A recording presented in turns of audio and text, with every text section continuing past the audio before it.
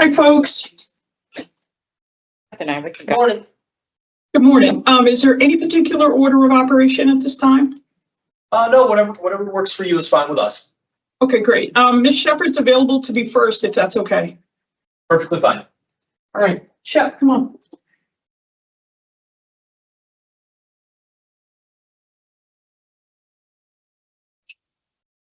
Thank you.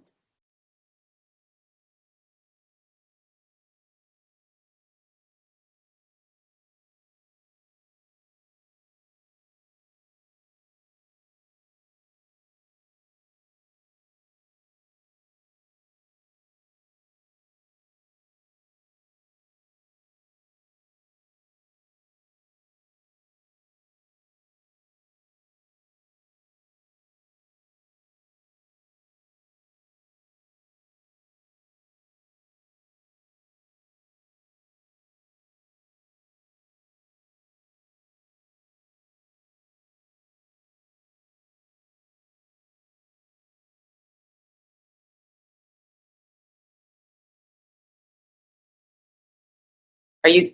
All right, good morning. Can you hear us all right? Yes, I can, sir. All right, we're going to go ahead and begin. Just a second.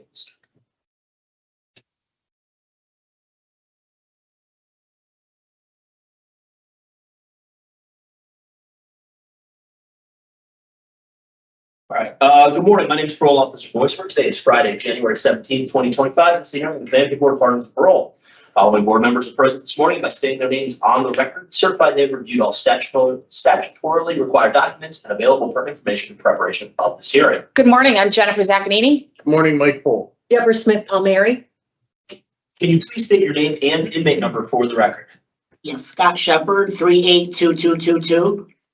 Thank you. This hearing is being conducted in consideration of the parole application for Scott Shepard, aka Savannah Sheppard, inmate number 382222. He is serving a sentence of 15 years and 18 months with 5 years special parole for assault first, risk of injury, unlawful restraint first, and 4 counts of possession of a weapon or dangerous instrument in a correctional institution. As of today, records reflect parole eligibility of March 18th, 2025. There is no victim input in the case. There is an offender accountability plan. It has been reviewed and shows that the offender has completed Tier 1 Voices, the short-term sex offender program, anger management, beyond violence, and new thoughts. Utilizing the order, the offender's overall score for recidivating falls within the low range. Mr. Sheppard, this is your opportunity to tell the board why you believe you should be granted parole. You may begin. Thank you, sir. I just want to thank you all for allowing me this consideration for early release. I have a letter that I would like to read to you guys, if I may. Sure. Yes, thank you. Thank you. It took me a long time to fully accept what I had done to land myself in prison. I lost control on 2 separate occasions with my infant daughter, McKenna, and as a result, she sustained life-threatening traumatic brain injury due to shaken baby syndrome. I shook McKenna because I became frustrated with her crying. I was a first-time mother with poor coping skills, quick-tempered, impulsive, and struggled with anxiety and depression.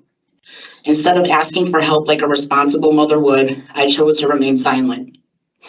Because of my actions, my daughter will never walk, talk, eat on her own, use the bathroom on her own, or function in any normal capacity. Doctors inform me that McKenna has no brainwave activity and will never recover. I am forever haunted by my actions and the sorrow I feel will carry with me to my grave. I'm sorry to McKenna, my family, my ex-husband, and his family. When I entered York, I was consumed with self-hate, anger, and hopelessness. My crime made me a target, and so I did what I had to do to survive. I created a name for myself so people would leave me alone. I made weapons, I assaulted staff and inmates, and disobeyed institution rules. I was reckless, I was dangerous, and I was violent. I didn't care about consequences and certainly didn't care about the people I hurt in the process, which was rooted in my narcissism and trying to keep this image.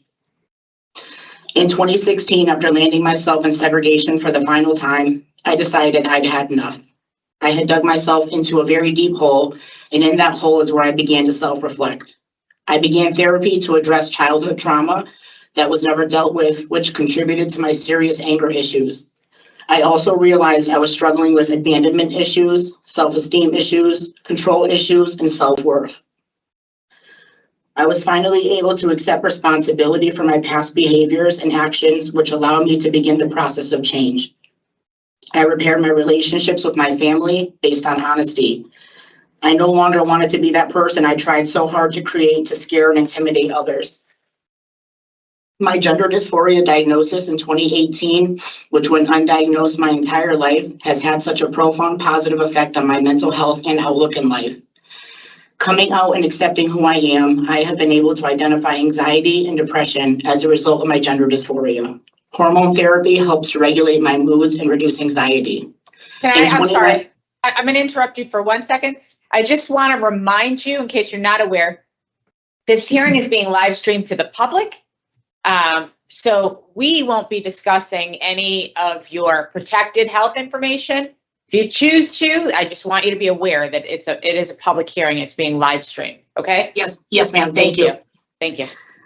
In 2019, I successfully completed a reintegration plan back into general population. I have remained ticket-free for 9 years. I've worked full-time as a truck worker in the commissary warehouse where I've been employed the past 4.5 years. I'm enrolled as a college student through the Wesleyan and CT State Center for Prison Education program, taking classes at night to earn my associate's and bachelor's degrees. I've involved myself in meaningful programming. Anger management taught me to use assertive communication to address my needs. In my past, I never used to speak up or let how I felt out, but now I use this method of communication daily, and it keeps me from holding on to anger. The group Voices gave me insight into the effect my crime has had on my family and community. My actions led to the loss of a loved one, and my family and McKenna's relatives have to carry this pain and loss for the rest of their lives. I volunteered for Top Tier 1 because I had an opioid addiction prior to my incarceration. I learned the importance of having a support system and leaning on them by speaking up if I need help. Sex offender treatment taught me how victims of sex abuse suffer lifelong trauma that affects their ability to trust others and maintain healthy relationships. I volunteered for Beyond Violence, where I learned to identify my triggers and find ways to cope with them in healthy ways. I adhere to a disciplined routine through diet and exercise, which is one of my coping skills to reduce stress and anger. The group New Thoughts taught me the importance of forgiveness. I forgive those who wrong me because I understand everybody makes mistakes, but in order to move forward, I must forgive. This allows me to coexist amongst others in harmony and to let go of anger. My conversion to Islam has had a positive impact on my life. I attend Juma and Talim services every week where I'm taught the importance of morals and being respectful and helpful towards others. My biggest change has been my communication with others. I built up my pro-social skills and learned to communicate my needs in a way that's non-aggressive and healthy. I'm a voice for both the transgender and Muslim populations here. Because of my advocacy, I've obtained 2 gender-affirming surgeries, and now others are able to access these life-saving surgeries. I advocated on behalf of the Muslims here when services stopped, which led to the hiring of an imam. My post-release plan I have a stable and supportive home to go to with my mom. I have a solid job offer in the shipping and receiving department of Black Iron Erectors in the same town I'll be residing in. I have a therapist named Jonah Earl out of the BGC Counseling who specializes in LGBTQ, ready to schedule me in for therapy once released. I will be continuing my college education, taking classes at night on campus to earn my degrees. If possible, I would like to reapply for my EMT certification and volunteer part-time to make a positive impact on my community. I have community support through the Intra-UMA organization, which offers LGBTQ Muslims like myself a safe space to practice my religion. The person I am today would never repeat my past behaviors because I've learned to channel my anger in healthy ways. I've learned how to be around people from all walks of life and develop compassion and respect others' differences. I've learned the devastating consequences that result from stuffing feelings and emotions inside and no longer shy away from expressing myself. These past 9 years, I have completely turned my life around for the better and gained the tools I need to be successful within the community. Thank you. Thank you very much for that statement. We appreciate you putting your thoughts down, and you provided us with a lot of information. I understand your preferred pronouns are he, him, so we will refer to you as Mr. Sheppard throughout this hearing. Yes, ma'am. We have questions for you, and when we're done with our questions, we will deliberate and give you our decision here today, okay? Okay. Yes, ma'am. We'll begin with my colleague, Mr. Pohl. Thank you. Thank you, Madam Chair. Morning, Mr. Sheppard. Good morning, sir. That was a very good opening statement. Thank you. We had to, you had to bring us from 2010 and actually prior. Because the offense here was, you described it, it haunts you. Your actions haunt you, and you know, you left the baby, lifeless, really, and I can understand through what you brought us through in what happened in 2016 that you began to address then. I did. That put you in that position. I did. And then, that's really important. Because one of the things that's most important to us when we're looking at release is, will the person offend again? And it's important what you shared with us about your process from 2016 forward. Addressing your childhood trauma and abandonment, self-esteem, and just the whole host of programs that you've taken. That's really important as well. Another thing that's really important, because it's a tough read when, you see 4 counts of weapons in an institution.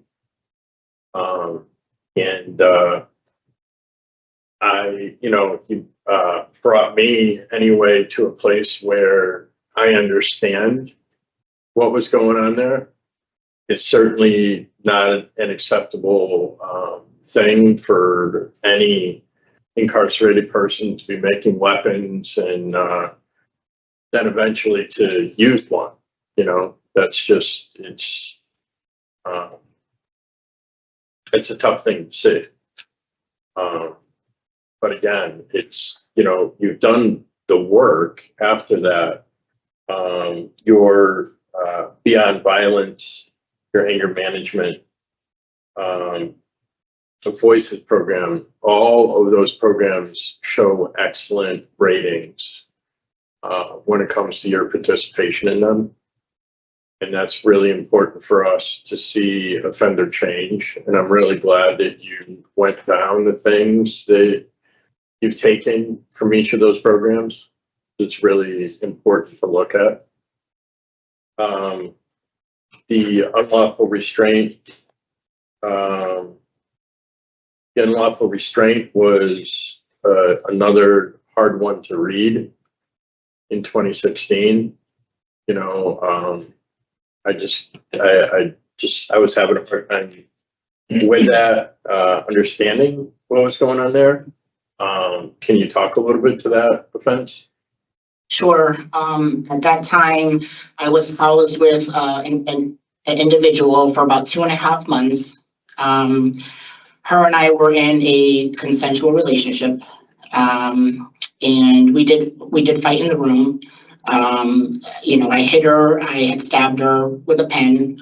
I was having an issue with another inmate at the time who was picking on me based on my crime. So I had gathered a piece of metal and I had fashioned it into a weapon, and I had hid it under my mattress. So somebody alerted the staff. So we had a shakedown happen. So the staff came down to the cell and they took my cellmate out and brought her to SEG. And then I had refused to come out. So I was giving the staff a really hard time. That was the impeding order. So I had 3 tickets that day. And I finally came out of the cell, went to SEG. They shook the room down. They found the weapon. So there was a DOC investigation that took place, a police investigation. So we were both of us were in SEG. And that's where the allegations of the PREA came up. And I was charged with all these things, but I took accountability for what I did for physically assaulting her. And then I went to court with the sexual assault charges, which the court dropped. And I ended up pleading to unlawful restraint. That's what happened. So you know, as a result of that, you've gone through and you've had an evaluation, right? Yes, yes, I did. You've done the short-term program inside. I did. And that you would need to, right? That's correct. Yes. And making sure that what's happened here, I believe they're recommending that you take an additional program in the community. Okay. Is that right? Are you up to speed on what people are asking or people are recommending? Okay. I think I'm in the right place on that. I could be wrong. And certainly we want to make sure that if there are any issues that are there, that they get addressed, right? Yes. So that was important to look at. When it comes to, we talked about programs. I want to talk a little bit about substance use because there was an issue there with alcohol. There was an issue there with oxy, right? Yep. And prescription painkillers, yes. Prior to my incarceration, yes. Was that oxy or no? It was prescription, Percocets, Vicodins, Darvocets, yes. I was getting them prescribed by my pediatrician when I was 17 for a back injury that I had sustained at that age. So when it comes to substance use, I know, you know that you've gone through a lot during this incarceration, right? Yes. A lot of transformation, a lot of things that you've dealt with and such. One of the most important things to make sure that we have a handle on is substance use. Do you know where you are in terms of recovery-based things? Yes. Well, when I came in, I was clean for 2 years. I was on Suboxone. And then when I came in, I was pregnant, and after I had the baby, they tapered me off of the Suboxone, and I've been clean since and haven't had any urges or cravings to want to use or anything. So I've been clean for quite some time. Okay. So I know that you had put in for, I believe you put in for wanting to do the CCAR program and stuff like that. So, I'm sorry, it was The CCAR program? I did, yes, I wrote for that and I never got anything out of it. Right. I wrote a few times, yes, yes. So just my understanding when it comes to this, a recovery plan for you, because Yes, You- is my, you under- my support system, is my mom speaking up now because I never used to speak up. I used to hold all my feelings inside. I was, you know, I was ashamed of it, you know, and in my family growing up, I was never raised to express my feelings. You know, so I kept everything, I internalized everything. But I'm not ashamed or afraid to speak up if I need help, you know, that's the Okay. difference now. Yep. so, but if I need help is a piece to look at. Because if you were using like that on the way in, and I know I'm not going to say it's easy because stuff's all over the place, Right. but staying clean on the inside and staying clean on the outside are two different things, right? Yes. You know how to handle the environment in there, but when you come out here, it's a whole different environment. Correct. And the last time you saw these people were at these places and were feeling, thinking, or doing these things, they surrounded using, right? Correct. So when it comes to triggering memories, commonly triggers today, but triggering memories, when you go out there, there's all of these memories that are going to come back. Okay. Yes. And what I'm concerned with is is there something more than just the support system, your mom and such, that you were thinking about when it comes to recovery? Well, I also want to say too that a lot of my anxiety and depression that I had at a younger age had to deal with, I came to realize, my undiagnosed gender dysphoria. So now that I was able to come out, being diagnosed, a lot of that has been alleviated because I, you know, did the hormone therapy and surgeries and such. So I don't have a lot of those depressive feelings and anxiety that I did as a child, you know. So a lot of my what I was using was to cover and cope with those feelings, you know, from my gender dysphoria and my childhood trauma. So, but yeah, I mean, the Suboxone did help me a lot when I was on it, and certainly saved me, I think. So have you ever thought about LGBTQ meetings? Well, I have a support through the Intra-UMA organization, and it's for LGBTQ Muslims and marginalized Muslims. So I have that community support. So I, you know, I have that community of people that are like me, you know, and that feels wonderful to have. So I can be who I am, and I don't have to shy away from that. So I have that to lean on as well. Are they people who are in recovery? I don't know. I mean, they could be. So just so you know, there is in the AA and recovery community out here, especially where you're going in the Hartford area, Okay. there are LGBTQ meetings. And they're very supportive, of course, and welcoming. Okay, I didn't know that. That's great to know. Yeah, that's Thank you. right. Yep. And so you've engaged with Wesleyan in the prison education initiative there, right? Yes, sir. And I see that I saw one class, probably saw a few more. There were a lot of documents related to this. But how far into the program are you?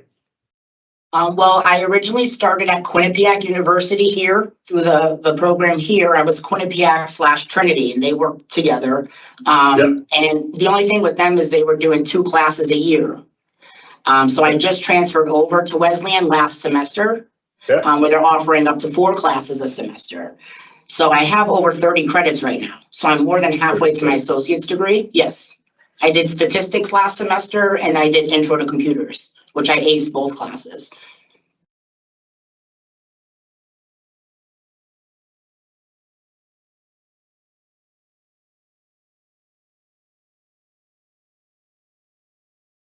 Okay, and then, so at a layman's level here, what are you doing with astrophysics? I love the mathematics. I just took statistics. So this is basically opened my mind to other possibilities and different degree options for me, because I originally wanted to major in foreign language. But I got an A in math, and I love math. But so physics, the science, and the mathematics is really drawing me in. So I changed my major. I want to major in physics. And as far as astrophysics, I love to learn about the universe as a whole, space, all that stuff's very, very, very attractive to me. So I'm going to go for that.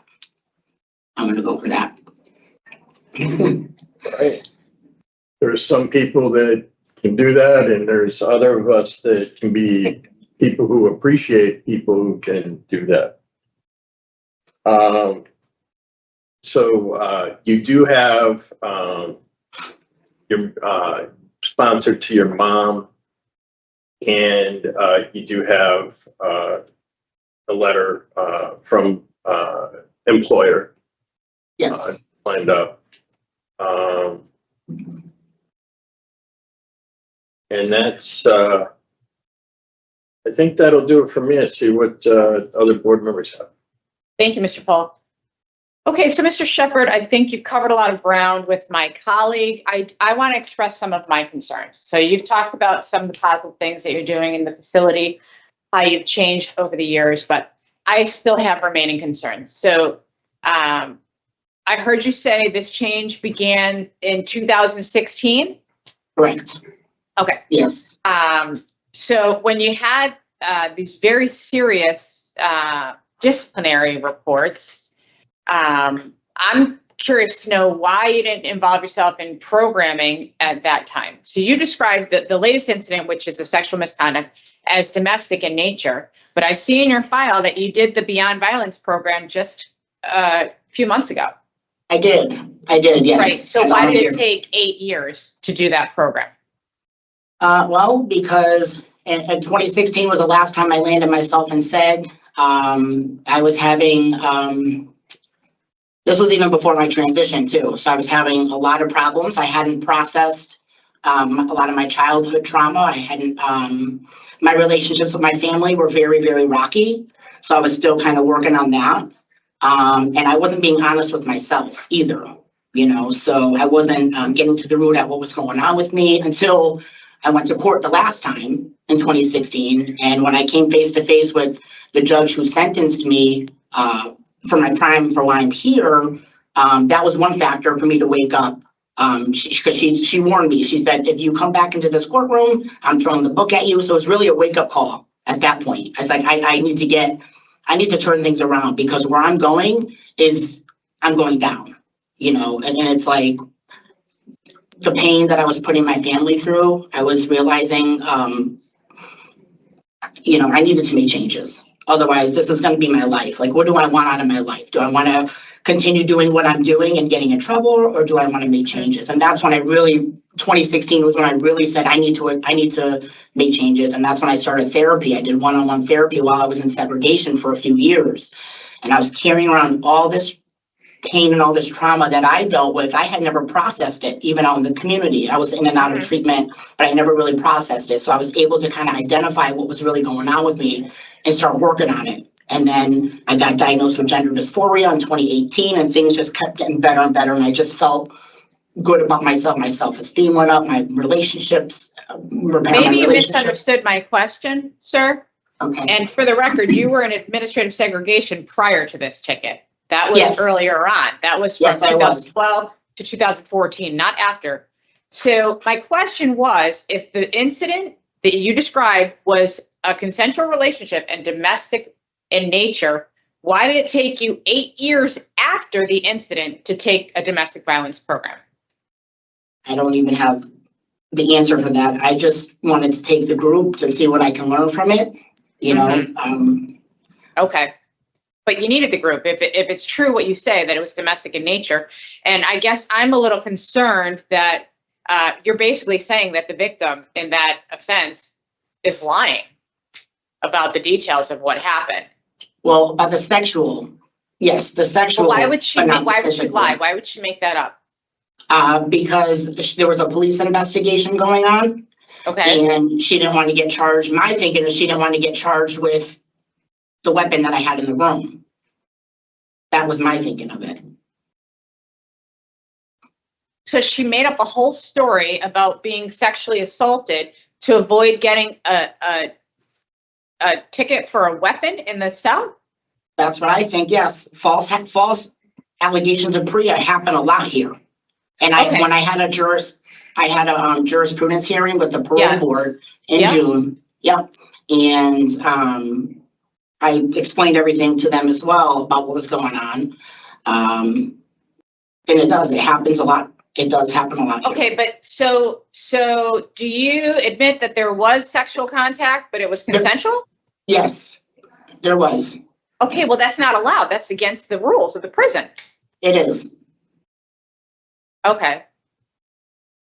So regardless of what the sexual contact was, you violated the rules. I did. Yes, ma'am. Okay. All right. I have to be honest. I'm not sure that you're being completely open with us today, and I'm a little concerned that much of your change in programming and education came this year when your parole hearing was coming up. In one of the reports we read that they wanted to house you with a roommate to prepare you for a halfway house for community release. And you said, no, if you put someone in my cell, I'll physically harm them. You're putting someone at risk. Why would you say that just a year ago? Why? Because I don't want anybody housed with me because they house trans males with cis female inmates. And to me, that's inappropriate. I don't want to do that. So how would you transition to a halfway house? Well, I didn't want to go to a halfway house. So basically you're trying to make your own rules. No, that's not true, ma'am. I mean, threatening physical harm to other inmates to avoid getting a cellmate is certainly not something that the parole board wants to see. I understand that, but You're I told trying the to board. see change, and you're incarcerated for a very serious assault first. Right. And you've had 4 additional convictions for making weapons in an institution. And actually you stabbed somebody with one of the shanks in one of your fights. Yes, ma'am. It's concerning to me, sir, because we see a lot of positive things that you're doing. I see all the positive things, but it makes me question whether you're doing these positive things just to get parole or if you really have changed, when at the same time I'm seeing that you're threatening to harm people. I threatened to harm because I didn't want anybody put in my cell. I knew that was a manipulation tactic that I told the staff I didn't want to be housed with anybody so I can stay housed alone. I didn't want any false allegations of PREA. They house trans males with cis females, and to me, that's inappropriate. Yes. Yeah. And I had since rectified that with the warden, and I told her the truth. I told her that I had lied to her, and I apologized, and I knew it was wrong. I need to lie to her about that, Mm-hmm. And she told me that she was going to keep me housed alone based on my GNC, or gender nonconforming. Yeah. That probably would have been the better route to take. What you just described, the conversation that you had and being open and honest, and ultimately you got your wish, right? Well, but they weren't seeing that. I even showed them my reintegration plan from 2019, and they were like, well, you're not that person anymore. It doesn't matter, whatever, you're going to be housed with somebody. And I couldn't let that happen. I can't let that happen. I'm not going to be housed with a female. It's inappropriate. That's very inappropriate to me. I'm a man. I've transitioned, and that puts them in an awkward situation too, because a lot of the women in here are uncomfortable with us too. They don't want to be housed with us. So I don't want to get falsely accused of PREA. So that's why I lied to the warden. Yeah.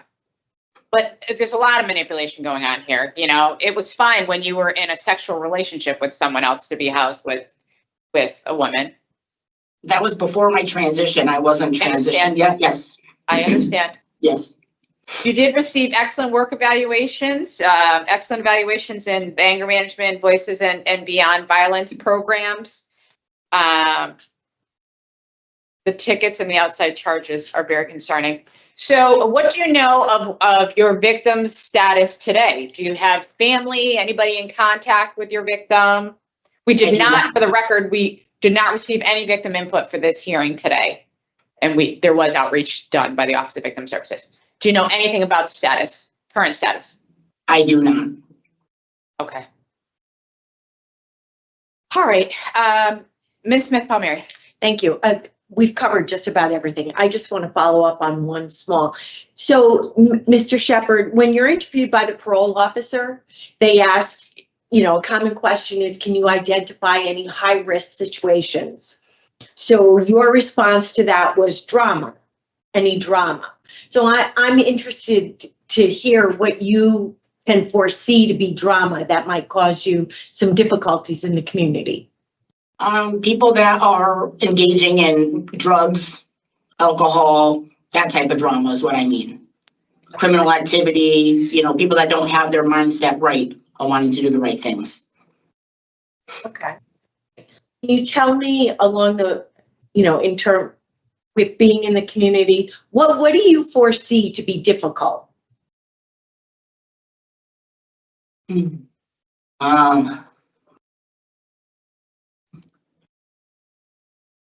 Well, I don't see much. I know it's going to be a transition. I know it's going to be a big change and a big adjustment coming from prison, doing 14 years back into the community. So that's why I have a therapist lined up. I have a good support system.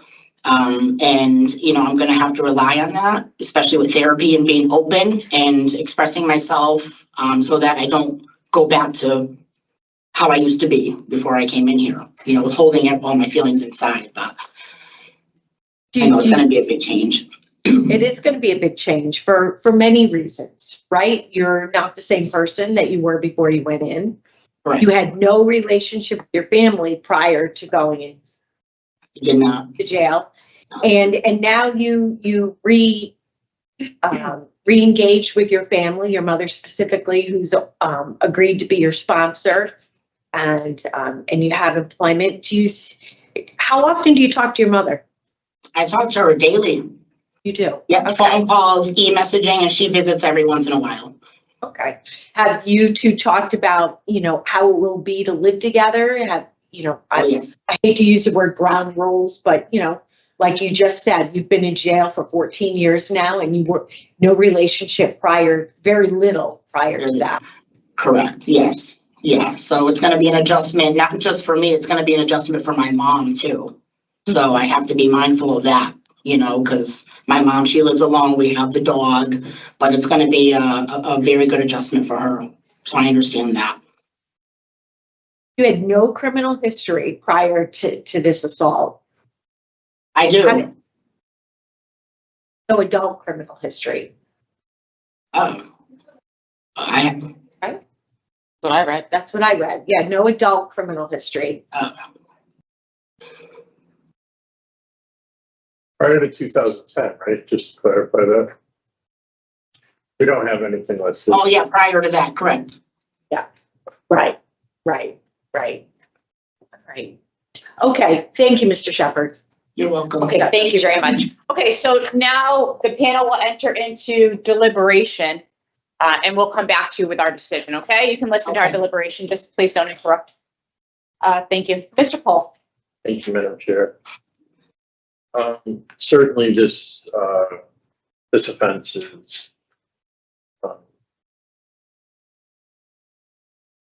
it's a very rough one to read. And Mr. Sheppard recognized that by talking about how his actions of the time still haunt him. And that, his child has really little to no brain activity. And with Mr. Sheppard's transition, he dealt with a lot. Again, by no way does this condone anything, but I can understand the fear that was there based upon the offense in the institution, and which resulted in, 4 cases between 2011 and 2013 of weapons in the institution. 2016 event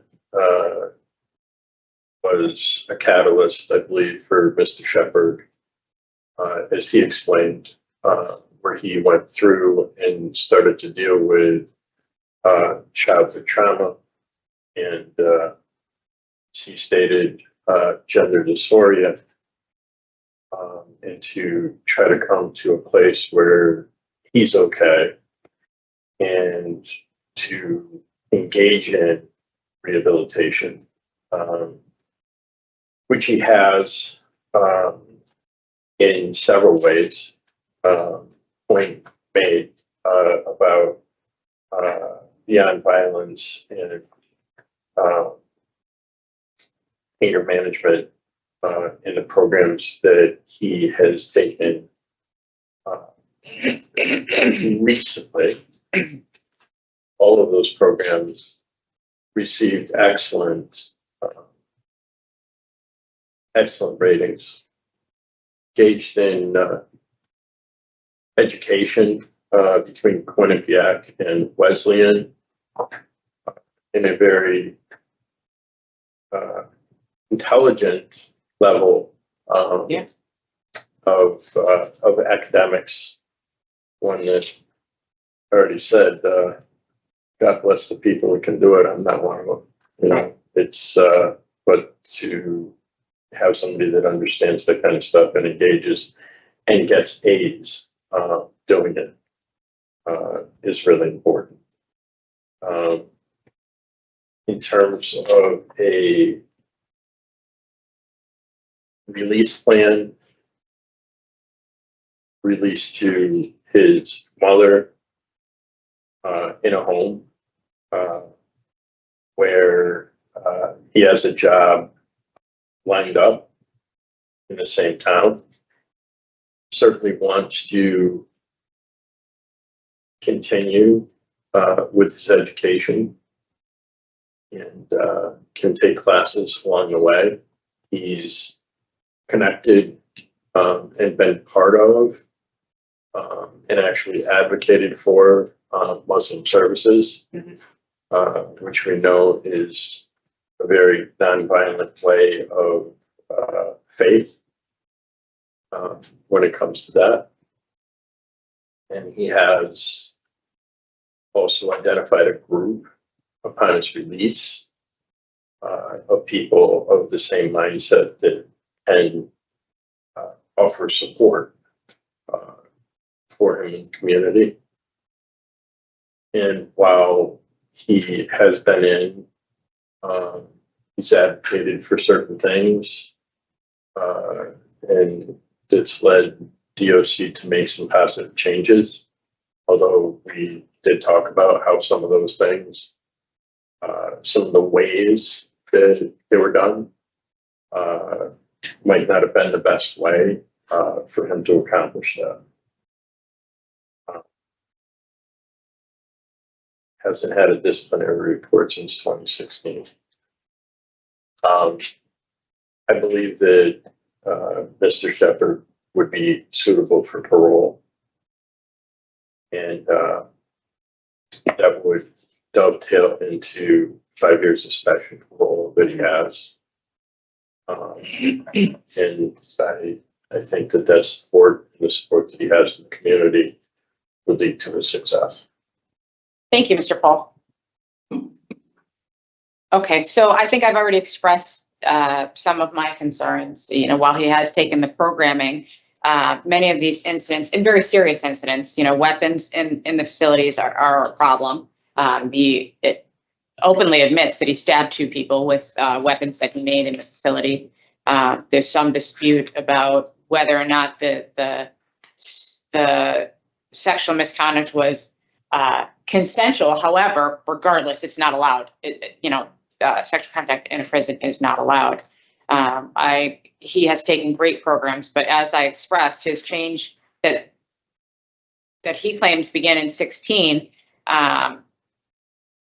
Years later, we see the programming taken. So I wonder if it's another manipulation tactic, if we're taking the programs because we have a parole hearing this year. And recently additional threats of violence in the facility, and why he didn't get a disciplinary report for that, I'm not sure, but very concerning to me, along with the very serious assault first case that left a child that you described it as lifeless forever. Destroyed an infant's life forever. He does have 5 years special to file, so we'll have the supervision that he needs to be successful and hopefully continue on what he claims to be a new positive path. But I do not feel comfortable granting parole today, so my vote would be to deny. Ms. Smith-Palmieri. Wow. Well, there's a lot happening in this case. I do think that Mr. Sheppard, Mr. Pohl pointed out a number of changes that Mr. Sheppard has made throughout this term of incarceration. I do think, as we've all noted, that the biggest transformation occurred after 2016, which is 8 years ago. I did go through a reintegration plan, which looks as though it began in 2019. Over the last 5 years. It has 6 phases to it that help Mr. Sheppard, one that helps him reintegrate into regular population, and 2, provides oversight as he does that. It is a very detailed plan. He seems to have accomplished, from what we can see, all the phases of that plan. In terms of, I did read all the reports. I did see in 2023 the indication that, his manipulation in terms of trying to remain in a cell without a roommate. There are a number of reports that speak to his progress. I do see that he has, I go back to the beginning, his opening statement. I think that Mr. Sheppard admits from the time of arrest through the court hearing and what we see today, he admits what he did to the child, causing grave harm that will never be undone. He admits to all the disciplinary reports that involve the weapons, as was pointed out by the chair. And, whether or not you accept his explanation for the new charge of unlawful restraint, he was sentenced to 18 months consecutive for that charge as well. I do see that he has taken all the programs that we've talked about, including a sex offender treatment program, the 12-week program, in 2021. The Beyond Violence, as was pointed out, in 2024. I did see that he does have great support in the community. There was a letter from his mother, from his aunt, offering support as he transitioned back into the community. I think the fact that there's a letter verifying that he has employment is another piece of stability in the community.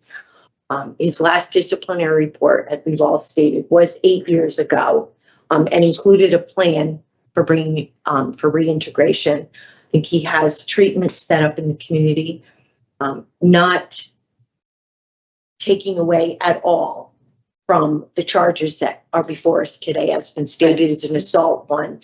I do feel that Mr. Sheppard has served almost 14 years now, or actually over 14 years now. Almost 14. He's been in 2011. March of 11, yep. Yeah, March of 11. I do feel that he has set himself up to be successful in the community and to reintegrate. So I would also be in favor of granting his discretionary. Thank you. Okay, so his date is 3/18/25. He's got 5 years of special parole to follow his sentence. So I'll suggest some conditions because I would contribute to that conversation anyhow.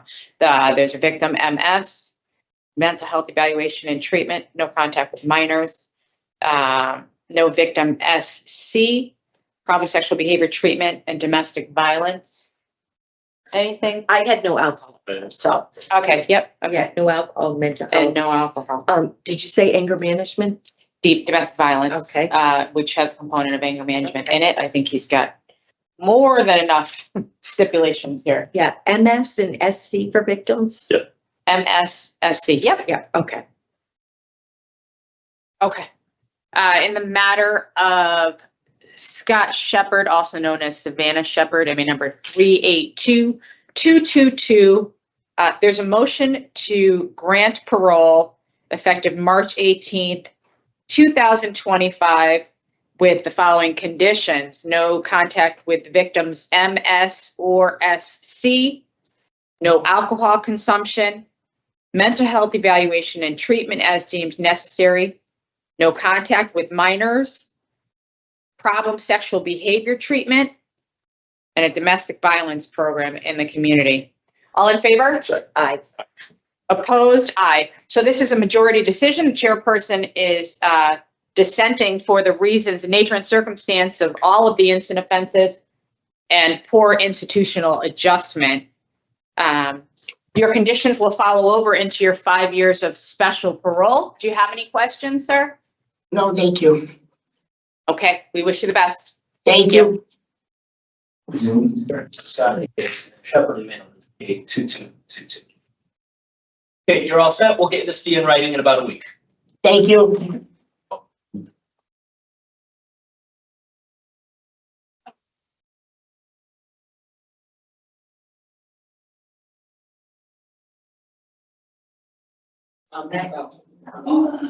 Yes.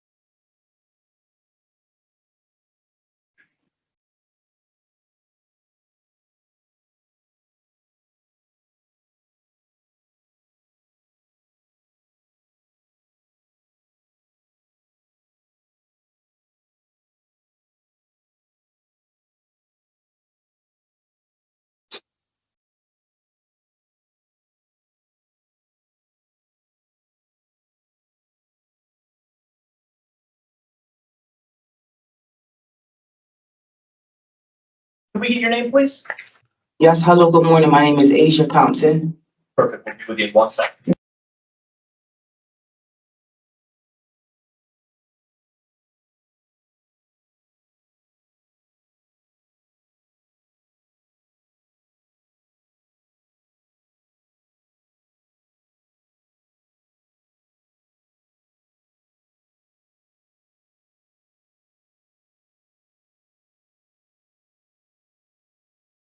Good morning. My name is Parole Officer Boyce for today's Friday, January 17th, 2025. This is a hearing of the Connecticut Board of Pardons and Parole. Following board members are present this morning and by stating their names on the record, certify they have reviewed all statutorily required documents and available pertinent information in preparation of this hearing. Good morning. I'm Jennifer Zaccanini. Morning, Mike Paul. Morning, Morning. Deborah Smith Palmieri. Good morning. Can you please state your name and inmate number for the record? My name is Asia Thompson. My inmate number is 283610. Thank you. This hearing is being conducted in consideration of the parole application for Asia Thompson, inmate number 283610. She is serving a sentence of 6 years, suspended after 30 months with 3 years probation for possession of a controlled substance criminal possession of a firearm, and failure to appear second. As of today, records reflect the parole eligibility of September 13th, 2024. There is no victim input in the case. There is an offender accountability plan, and it's been reviewed and shows that the offender has completed tier 2. It has a job. Utilizing women's risk needs assessment of one, the offender's overall score for a city falls within the moderate range. Ms. Thompson, this is your opportunity to tell the board why you believe you should be granted parole. You may begin. Hello. I have sponsors. I finished my group with tier 2. I've been compliant since I've been here. I held the same job. I do have an address to parole to. Mr. Boyce spoke to my family. I have 2 jobs waiting for me. My sister runs a grooming dog spot on the Berlin Turnpike, and my mother's friend just opened up a restaurant in New Britain on Broad Street called Tin Cup. And so they're just waiting for me to get home. This is my second time appearing in front of you. And like I said, I've been compliant. I get my OSHA 10 license this month, and I'm still in culinary class. I mean, I take full responsibility of my actions. And this is the longest I've been in jail.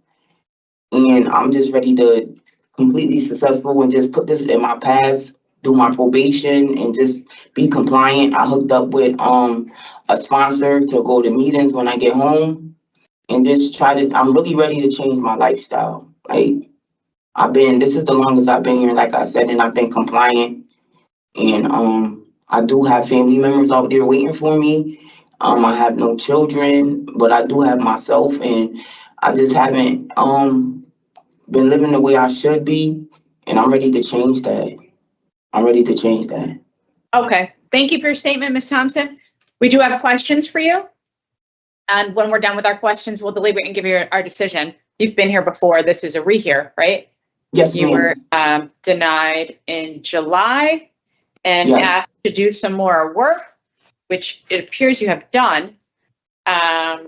So I want to start by saying I'm not sure that I accept your explanation that your cousin, is your cousin your co-defendant, Adrian? His name is Savannah. Oh, who's Adrian? Yeah, I don't know. That was already that's his middle name. That is his middle name. What is his last name? Valentine. Nope. So I have an Adrian Williams for co-defendant. Yes, that's his. That's not my co-defendant. That's what he was saying. But then when it came out, I don't know why he lied to the police. But that all came out. So you're telling us that that person is actually your cousin whose name is? Yes, that's his middle name is Adrian. What's his real name? Savannah Adrian William. Valentine. Savannah Valentine. How do you Yes. spell Savannah? I think SAHVONNE. That's your cousin? Yes. Like a blood cousin. You're related somehow. Yes, his father is my second cousin. His father is my second cousin. A distant cousin. Yeah, so Okay. yes. So I'm not sure I accept your explanation that your cousin put the gun in your purse, but we're not going to go back and forth about that. You were convicted of having a weapon, Yes. right? Yes, It's your yes, I was. responsibility to know. When I go out with my cousin, I don't have to worry that my cousin's going to slip a gun in my purse. I don't have to worry that my cousin has a gun. I know my cousin doesn't have a gun, or I wouldn't be hanging out with my cousin. You understand where I'm coming from? Yes, I understand where you're coming from, but Perfect. the night how that happened, it just happened. Like I didn't realize it. I didn't.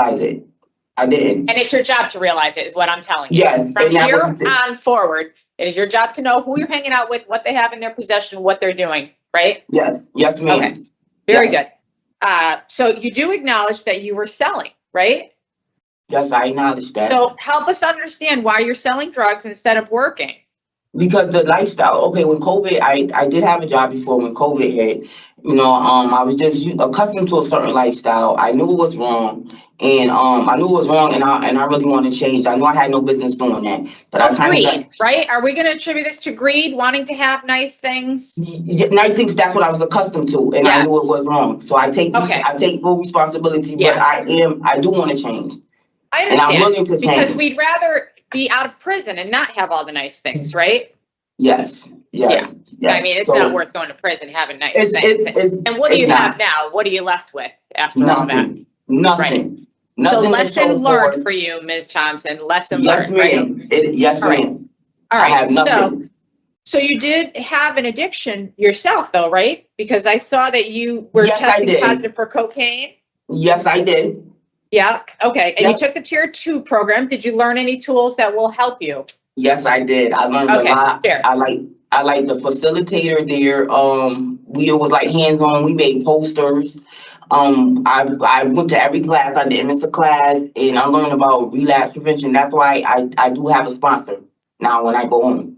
Okay, do your have a- sponsor is from where? Middletown. They have I mean, is it an NA sponsor? Or yeah, NA recovery sponsor. coach? Yeah, Ah, I that's have an NA perfect. sponsor now. What is and your then I have sponsor's first name? my sponsor first name is Valerie. She runs the St. Vincent de Paul's on Main Street. Valerie from St. Yeah. Vincent de Paul. Okay. Yep. They have Okay. they hold NA meetings there, and then they have one in Portland. So your plan is to go to NA meetings, right? Yes. Yes, Okay. ma'am. What else? What else is part of your relapse prevention plan? My job. I told I have 2 jobs waiting for me. I do I have read about the dog grooming and Yeah. what's the other one? the one is the restaurant, because right now I wash dishes here. So I have my mother's friend opened up a restaurant. It's called 10 Cup in Britain on Broad Street. Nice. Okay. Tin Cup. Oh, that's a cool name. All right. Yep. Okay. So you're going to work at a restaurant. You're going to do dog grooming. You're going to go to Yep. NA meetings. You have a sponsor for when you're feeling like you need Yeah. some help. Mhm. That's great. You're off to a good start. I Ms. am, Thompson? and I do have a place to go to. Mr. Boyfriend has the address, and there's Yes, no your drugs friend there. in Middletown. Yes, Yeah. there's no drugs there. So I'm all right. I think I'm in a good space, and I take, like I said, I do take action for my responsibility. Which Yeah. at the What end of happened the to your day, cousin? Did your cousin get arrested and convicted? he's going to court somewhere else. I don't know. I have no contact with that. Ah, okay. All right. Yeah, I have no how that happened that night. Like it should have never happened. Yeah. It really shouldn't have. Yeah. Understood. But, I'm looking at your criminal record and this has been going on for a while. So Yes, you the have, drug your whole mindset has to change. It all has to, everything has to be I'm different. ready. This All right. the longest I've been incarcerated, and I lost Okay. everything. I have Yeah. nothing. I Yeah. have nothing. Okay. Well, so why, if you had all this money, why were you living in a hotel? Because I didn't want to be at home doing what I was doing. At home? Like, Where is yeah, home? I was living on Silver Street when this happened, but I lost everything. Okay. So I just happened to be at a hotel and stuff, Yeah. getting a break from my, what I'm saying, my house, but I have nothing now. So All right. that's how they ended up with the situation with my cousin, because he asked me, Right. like, "Can I come talk to you?" So I didn't know what was going on with him. That's how that's exactly how that happened. Well, now you know. Yes. Did you apply for a sentence modification? No, I had the judge forgot to tell me to that I had to go register. So I did a video on July 18th. Yeah. Video to so she could remind me that I have to go register when I get out on at the barracks in Meriden. Oh, the state deadly troopers for the weapon gun. offender registry? Yes, Yeah, ma'am. Okay. Yeah. All right. And did you finish the culinary arts program? I will be done in March. I think I have I'm on Salad chapter 22, and I have to do my resume and learn how to fill out the job application. Oh, good. And All then right. I'll be done. And I get my OSHA 10 the next week, the 23rd. 10 next week. Wow. Okay, Yeah. good. Hopefully all these skills can help you. You still working in the kitchen? Yes, ma'am. And I'm What are you doing ticket-free. there? I wash I dishes. know you're ticket free. What do you do in the kitchen? I wash dishes. Oh, yeah, you did say that. Yeah, I wash dishes. I've been in the same job for almost 2 years. That's great. Yeah, Okay, well, if you could do that there, then you could do just about anything. I the said community. that. I said if I could work for $2 a day, I know Right. I could do this. Yeah. All right. Thank you for answering my questions. Ms. Smith-Palmieri? I have nothing further. Thank you. Mr. Pohl? I just have one. How old is your cousin? Savannah, I think it's 2021. Okay, Yeah. I'm good. Thank you. Okay. All right, so it sounds like Ms. Thompson has done some more work since the read here, has a positive release plan, and is ready to go back out and prove herself, get a job, keep working, and not come back here. Thoughts? I agree. I mean, we hear all the elements of offender change, Right. which I think is important. She recognizes what was going on at the time and how to make those changes. Yeah. Like you said, and has a good release plan. Mr. Pohl? Okay. I'm there All as right. well. Yeah, All if you right. can wash dishes for Oh, thank 2 years, I think, she can do well out in the community. All right, in the matter of Asia Thompson, inmate number 283610, I'll move to grant parole effective today, January 17th, 2025, with the following conditions. So let's say no contact with your co-defendant, Savannah Valentine, AKA Adrian Williams. Anything further? Nothing further. Is there a second? Second. All in favor? Aye. Aye. All right, keep working hard, okay, Ms. Thompson? We wish you the Thank best. you. Thank you.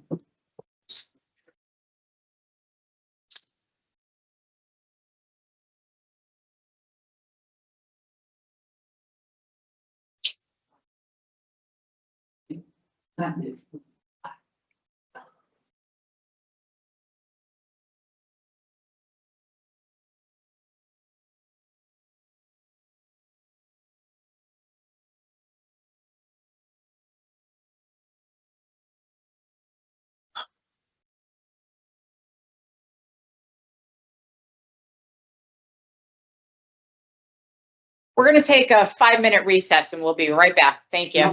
You're welcome.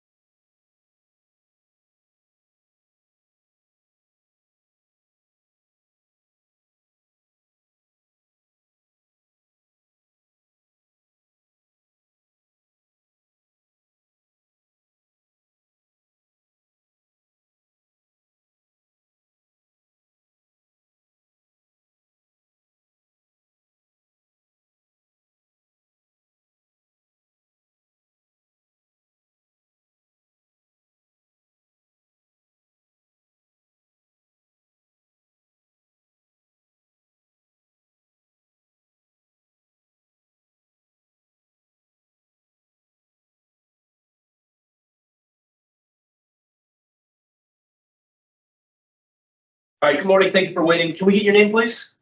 Elady Vasquez. Good Morning. All right, good morning. My name is Parole Officer. It is Friday, January 17th, 2025. This is hearing of the Connecticut Board of Pardons and Parole. Following board members are present this morning and by stating their names on the record, certify they have reviewed all statutorily required documents and available pertinent information in preparation of this hearing. Good morning. I'm Jennifer Zaccanini. Morning, Michael. Deborah Smith Palmieri. Good morning.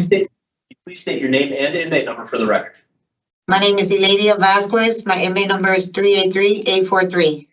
Thank you. This hearing is being conducted in consideration of the parole application for Elady Vasquez, inmate number 383-843. She is serving a sentence of 18 years suspended after 6 years and 11 months with 5 years probation for arson first. As of today, record reflect parole eligibility date of January 22nd, 2020. 24, I want to confirm. 25.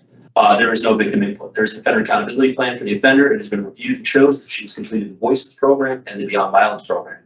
Utilizing the Women's Risk Needs Assessment Order, the offender's overall score for recidivity falls within the medium range.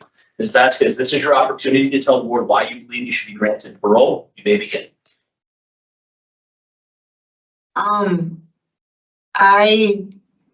The person that I was before isn't the person that I am now. I made a big mistake when I was out there. You know, I apologize and I am sorry to my victims of what I did, and I shouldn't have did what I did. It was a mistake. I apologize to the community and to everybody that had anything to do with, you know, the arson that I did. It was a mistake. It was a piece of clothing that I lit on fire, and I didn't think that it was going to turn out to be something big. It was the biggest mistake I made, and I didn't mean to make it. And it took all these years away from everybody, and I'm so sorry. Being incarcerated made me realize everything that, you know, I lost, and not even just me, everybody else. It gave me structure, it gave me discipline, and made me not, you know, take things for granted in life, period. It actually made me become a better person, clear-minded, not use any drugs, street drugs, because it's not good for me. Stay on my medication, listen to, you know, what's good for me, what's not good for me, and actually get a connection with people that I weren't doing before. I was very isolated. I didn't have a connection with anybody. I was scared to. And I'm actually now, you know, a people's person. I go to groups and, you know, I have communication and I feel more interacted. Like, you know, I can go outside in the real world and not be scared of life or anybody else. And, you know, be more humble. I'm very, very more humble now. I wasn't humble before. I had a lot of anger issues. And I'm actually a very happy person now, you know, and the jail, sad to say, but it really turned me into a better person. And, you know, when I get out to the community, I can make something out of myself with my kids and see my grandkids I haven't seen in 5.5 years, and my mom and my dad. And, you know, apologize this to everybody. It was wrong for what I did, and I shouldn't have did what I did. You know, the ambulance had to come out there, and the fire people and the police department. Thank God nobody got injured or hurt. You know, 10 people did go to the hospital for smoke ventilation, but it wasn't as bad. I did leave. I did stay at the scene. I didn't leave. And I did get arrested about 7 at night, you know. So everything else was just tragic. People lost a lot of paperwork and, you know, stuff from the apartment and everything else. And besides that, I couldn't keep contact after, you know, if they got replacement in their apartments and stuff like that. But I'm pretty sure they did. And I'm grateful, and I'm very, very grateful that they did, if they got, you know, roof over their head, because I couldn't picture myself, you know, doing that. I never thought in a million years I would be a person that did arson, you know. It was embarrassing to the community and embarrassing to my family, my kids. And I would just like a second chance in life to try to readjust myself and make a better person. Okay. Thank you, Ms. Vasquez, for your statement. We appreciate it. We do have some questions for you, and when we're done, we'll deliberate and give you our decision. Okay? Thank you. We'll begin with my colleague, Ms. Smith Palmieri. Thank you. Thank you, Ms. Vasquez, for your opening comments. I do want to talk about the offense itself for a few minutes. You know, you're charged with arson first. There are very, very few offenses that are as serious as arson, and arson in the first degree specifically. Yes. So when I read the offense conduct, I did read that you did admit to starting the fire. Yes. I did read that you said that the reason you started the fire, it sounded like you were jealous. It was a jealous argument with your boyfriend that sort of precipitated it. However, you say that the other female that was involved, she threw a cigarette onto the fire, which made it go greater. Yeah. Well, I guess the concept, well, it was okay.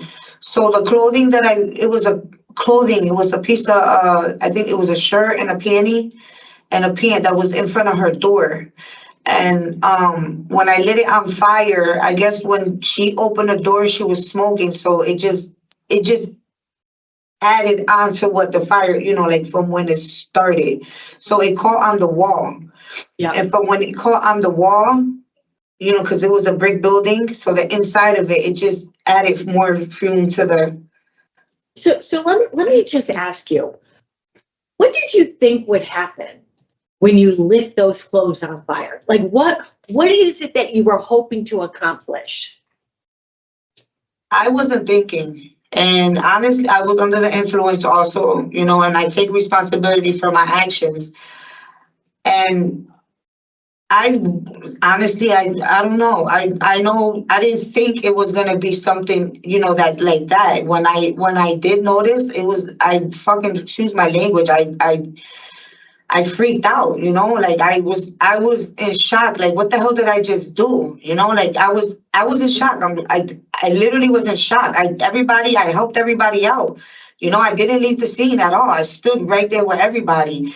And I kept saying, what the hell was wrong with me? I didn't think that, you know, a piece of clothing at that state of mind you, a little before that, I just found my father deceased. So my mind, I wasn't eating, I wasn't sleeping. I used PCP, you know, and it's not an excuse for anything I did. It's not an excuse at all. I take full responsibility of what I did. It's just, I don't know.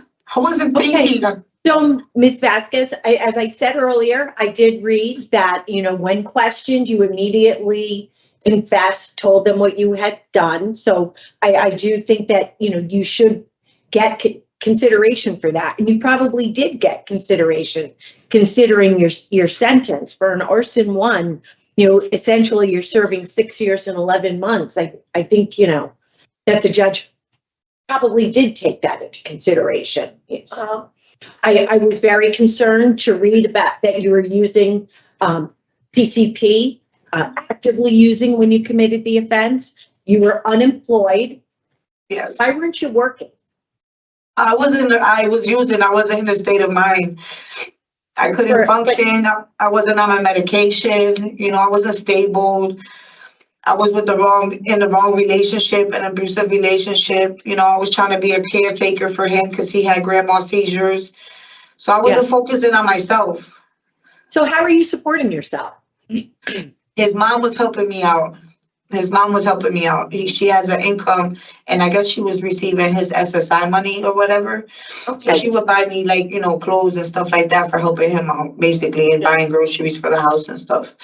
But you hadn't worked in a very, very long time. Yeah.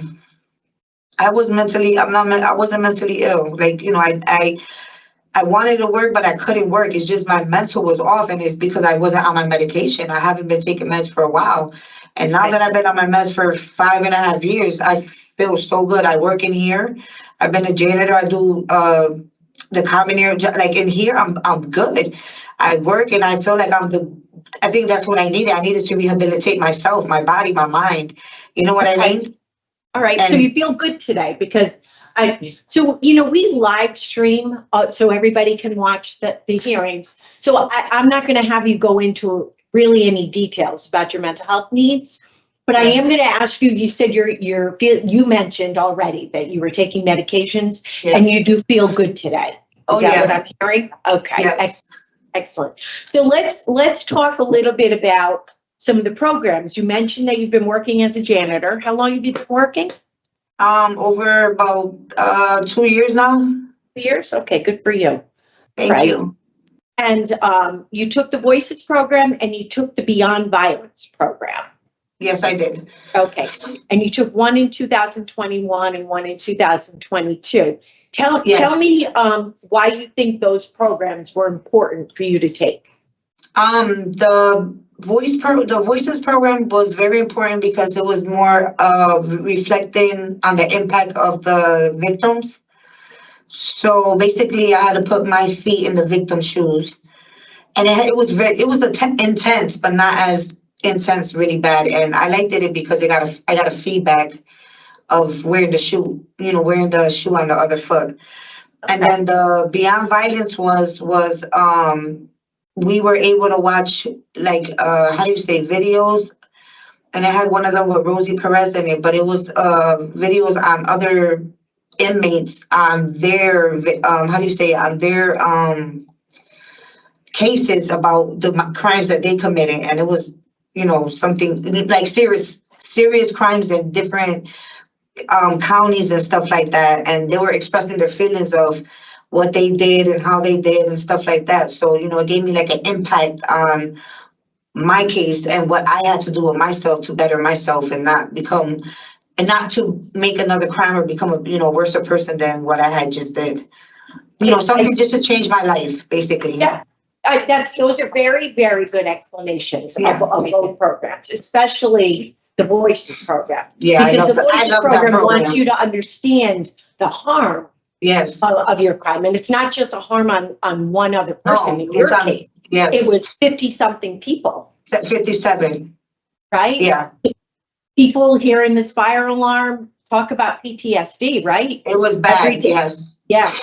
So, Yeah. and I do feel like, you got some good insight from the Beyond Violence program. You also had a tier program, an addiction services on your list. You haven't been able. The only two programs that I had to do was the Beyond Violence and Voices. I didn't have that addiction services on my OAP.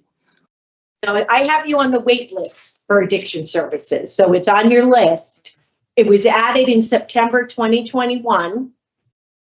And that's when they added it. It wasn't on it originally when you first came in. And then they added it. And I have as of, I don't have the date that you were put on the wait list, but that you're on the wait list waiting to take the program. No, from what I know of, I completed all my groups. Okay. And I didn't have that on my OAP. So if I would have had that, I would have completed that already. Okay, so let's move on from that a little bit. Okay. And let me ask you a question. So you just told me how you were using PCP. Yes. You have a long history of drug use, right? Your drug score is a 4. Yeah. You were using PCP and other drugs too at Yes. various points. Do you think you would benefit from taking a drug treatment program? As in the outside? Inside, outside, just in general. Have you had one before, and do you think one would be helpful? It would be helpful because when I leave here, I plan on staying on my medication. I plan on seeing a therapist. I also plan on staying clean. I'm not going backwards anymore. I lost myself and I lost a lot, and everybody else did. And I don't want to relive or rewind the person that I was before. I'm not doing that anymore. I'm 44 years old. My grandkids, I met 2 of them, and 2 were born and I haven't met. I'm not living that lifestyle anymore. I can't afford to do that. My mom, she's diabetic. It's just a lot of things that I have to take. I can't do it. And Okay. I swear to tell the truth and nothing but the truth. I can't. I'm done with drugs. All right. Let me ask you, your release plan. Oh, let's talk about your disciplinary reports. Yeah. You have eight tickets. Yep. The most recent ticket is for a fight, and that's after you've taken the Beyond Violence program. Yeah, Before that is disobeying a direct order. You have a ticket for intoxication, yeah. and and we're talking about that you have some substance abuse needs. So and I'm just going back to 2020. So why do you think you're having so many troubles getting along at the prison and following? Well, no, it's hard in here. It's very hard in here. Well, it's not supposed to be easy. I know. Yeah. I get picked on a lot, and the fights that I have gotten, I'm quiet. I stay in my room. I mind my business. And, there's girls that are bullies in here. The last recent fight that I had, girl, she smacked my face. I tried not to retaliate, and it was in the bathroom. I was scared and I was brushing my teeth and she just attacked me. So I fought back and they called the code and I went to say, they put me in pending investigation. And yes, I did hit back and I take responsibility for that too. I didn't know what else to do. It was two black girls that were in the bathroom and she was the one that smacked me and her friend was there. I thought the girls were going to jump me. So my defense was to hit back. And they couldn't really tell who did what first because it was in the bathroom and there's no cameras in the bathroom. And the two officers. So like every fight that I did have wasn't me picking the fight. It was me defending myself.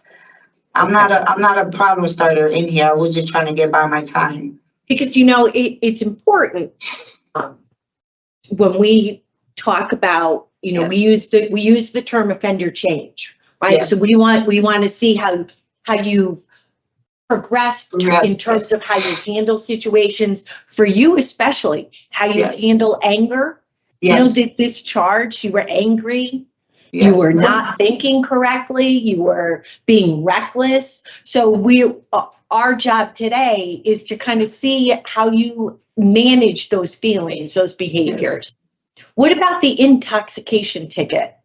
So the intoxication ticket was, when I came in here, I signed up for Suboxone.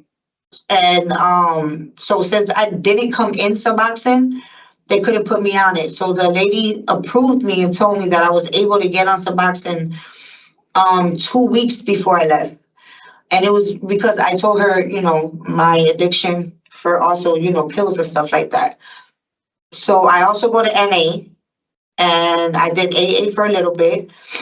And then I really transferred over to NA because NA is what I really needed. And so when I got up with the two directors and, going to the classes and stuff like that, they approved me, they were gonna put me on it, whatever. And then the lady said, well, we'll figure it out 2 weeks after, 2 weeks before you leave. So, prior to that, I said, okay, well, I can do that. So, I don't know what got into me. One of the girls came in with Suboxones and stuff like that. And I ended up taking a piece of Suboxone. And I guess 8 of the girls got into like a big thing in one of the other buildings. And I guess the COs, locked us down and found some other stuff over there with the girls. So I guess they ended up, telling on us. I guess I'm missing the point a little bit. You've been incarcerated since 2019. Yeah. And in 2022, you decide to use Suboxone. I just don't know why you felt it. I was just thinking maybe helpful. Why it was. It was just me not thinking, but it was me also thinking that maybe by me getting that urine, I can actually get on it before the time that I leave. You know what I mean? Because they done it before here, but it was a stupid mistake because it didn't help me out at all. You know what I mean? So okay. So it was. Yeah, thinking through what the consequences of the situation would be. Right. It was like if you're testing positive for Suboxone, where did they know you didn't come in with it. Well, no, they didn't. But yeah. So, but I was honest. I was honest with them at the end of the day because I don't lie. I can't be going around the bush lying about stuff like that anyway. So you do seem to own up. I always do the things. All right. So you're talking about you want to go to a halfway house. Mm-hmm. Okay. And that you'll look for employment because you haven't worked in a while. So your plan is to look for employment. Mm-hmm. Yes. All right. All right. Any thoughts about getting your GED? I was trying to get it here and then COVID came. My teacher, she had a baby, then she left. And then it was just too much commotions. We got raided here for, you know, a person that brought in a lot of drugs. It got shut down for a while. So basically it was like non-functionable. I couldn't focus in school with the right teachers, and then the girls fighting in there all the time, going to codes and stuff like that. So I will do it on the outside. Yes, I will. So, you know, you have not had you don't have a good track record Right. doing well on probation or parole in the community. You know, your criminal history is basically misdemeanors, but it's a lot of non-compliance too. It's, you know, violation of probation. Well, it's all violation of probation that goes along with the charge. You have one felony. So why do you think that you would do well on parole? I think because I'm on my meds for a while now, like I'm different. I can't express myself any more than what I have. I'm clear-minded. Spent 5.5 years I've been clean and sober. This is the longest I ever been clean and sober, really, except for that incident. But I'm a different person. I grown up. I got grandkids. Like, I got a family to worry about. My kids need me, you know? All right. Well, thank you, Ms. Vasquez. I have nothing further. Thank you. Thank you very much. Mr. Paul? No questions? Okay. All right, Ms. Vasquez, you know, I'm happy to hear that you appreciate just how serious this offense was. You displaced so many people. And, you know, what you described as a loss of paperwork, I'm hoping it's just a poor choice of words, because some people lost lifetime More than memories. this. Yes, I know. More than just paperwork. Okay, yeah. Yes. You know, and then there's probably a lot of people angry. You don't want to see you released as a result of this, but PCP will do that to your Yes. brain. You will make horrible choices and not think things through. So I hope at the very least you've learned to think through. If I do this, this could be the possible outcome, right? All possible scenarios. You know, I wish you would have taken a more formal drug program myself. How often do you go to meetings there? We go every Tuesday at 1:30 to 2:30. Okay, so it's only, Well, is it only that's once a week? just for the NA. They only hold it once a week. Okay, all Yeah. right. And I'm sorry if you mentioned this. Did you have you spoken to a sponsor? They haven't had sponsors here. I think a lot of them, the Okay. only sponsor they did have was for for AA. They didn't have a sponsor yet for NA because I think they actually put a new person. The guy that was doing NA was Mr. Milton. Okay, Yeah, All right. so I'll find a sponsor. I'm not, you know, I'm on to like finding somebody to do that. But for now, I'm just going to the groups every day. Every Tuesday, I go Okay. from 1:30 to 2:30. and this new relationship you're in, you're sure that's a good relationship? Huh? The new relationship that you're in. I've been fine with her. Well, she's got some troubles with the law. Are you aware? Yeah, well, kind of. Yes, mean- ma'am. That makes me question your judgment, if I'm being perfectly honest. You need to go out there, do the right thing, focus on yourself and your recovery. And You I'm can't be gonna- distracted by other people's issues with drugs. you're right, and I'm not going to. She knows. I'm not going. My plan for me is for me and my kids. If she's gonna make that mistake, she's gotta go. I'm not dragging along baggage. I'm sorry. She knows that. I've been here too long and going through hell to get back home. I know she has a bad addiction, and that addiction isn't my addiction, and I'm not even going to pick up any addiction for anybody. Right, but remember that, well, if you took a program, the first thing you would have learned is people, places, and things. Right, You have to new be people, careful places, about the and things. people that you surround Yes. yourself with. I You know. can't afford to be surrounded by people who are dealing in drugs, Right. all right? And I'm open yes, I know. I've been thinking so hard about this. Yeah. All right, give us a few minutes to discuss your case. After our deliberation, we'll give you our decision. Thank you. Ms. Smith, Mary?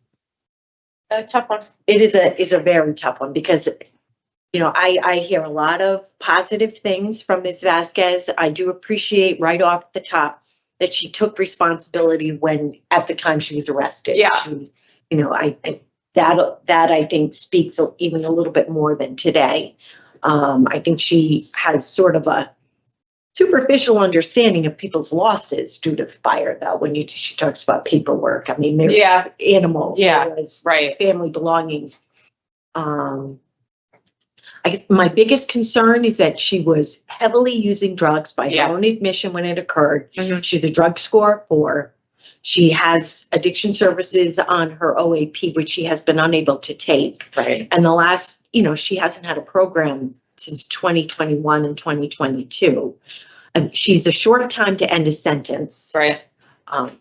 So if we're being honest, I'm in a quandary. I don't Yeah. know whether she would benefit really for her own personal success in the community to try and do some type of an addiction services program before she comes out. Yeah. I think she is, I'm concerned with the disciplinary Yeah. efforts too, Mhm. you know, so there's a lot of good things happening, and then there's a lot of things that sort of negate it, right? You know, the intox ticket is, you know, the explanation is just, It was a Yeah. mistake. I didn't Yeah. mean to make that mistake. I'm sorry. Well, And yeah. I'm getting my life together. All right. So please don't interrupt our deliberation. Okay. Thank you. we need to talk things out loud. Yeah. Yeah. And we want you to hear what we have to say. You know, so I am sort of on the fence with her. I do think that Ms. Vasquez, she's doing what she needs to do to address her mental health. I think that is probably first and foremost to her being able to live successfully in Yeah. the community. But I also, you know, it's hard to overlook the tickets, especially when one just occurred 8 or 9 months ago, Yeah. the fighting ticket. Mhm. And it's hard to overlook that she's a drug and alcohol score of 4 and has not had a program. Right. So I am on the fence. Right. Thank you. Mr. Paul. Thank you, Madam Chair. I'm not really on the fence on this. I had the same concern. Mhm. She's also approved for community release by Exactly. DOC. Yeah. So I am hopeful that DOC takes a look at this and puts her in some kind of treatment. Mhm. She has experience before with 3 different agencies. Mhm. And I trust that she wants to go in the right direction. I trust that DOC with community release will try to help with that. Mhm. But in terms of getting to suitability for actual parole, that substance use piece needed to be there. It was PCP. It was informed, and Mhm. there's nothing there. So Right. it's not to discourage Ms. Vazquez from what she's done and what she's trying to do, but that piece being missing, I can't support. The charge alone, it's hard. Yeah, it's Find very suitable disturbing. without Yeah. There were all the boxes being checked. No, definitely. That's the problem. And we have a house approval, 5 years of probation to follow, so the services will be there. And I think Ms. Vasquez has to really engage in programming to add to her tool belt, because there certainly are continued poor choices here Mhm. that we've discussed. All right, reasons for denial: nature and circumstance, poor institutional adjustment, inadequate evidence of offender change, I would do institutional program participation. That's what I would do. She needs addiction services. inadequate program, okay, participation.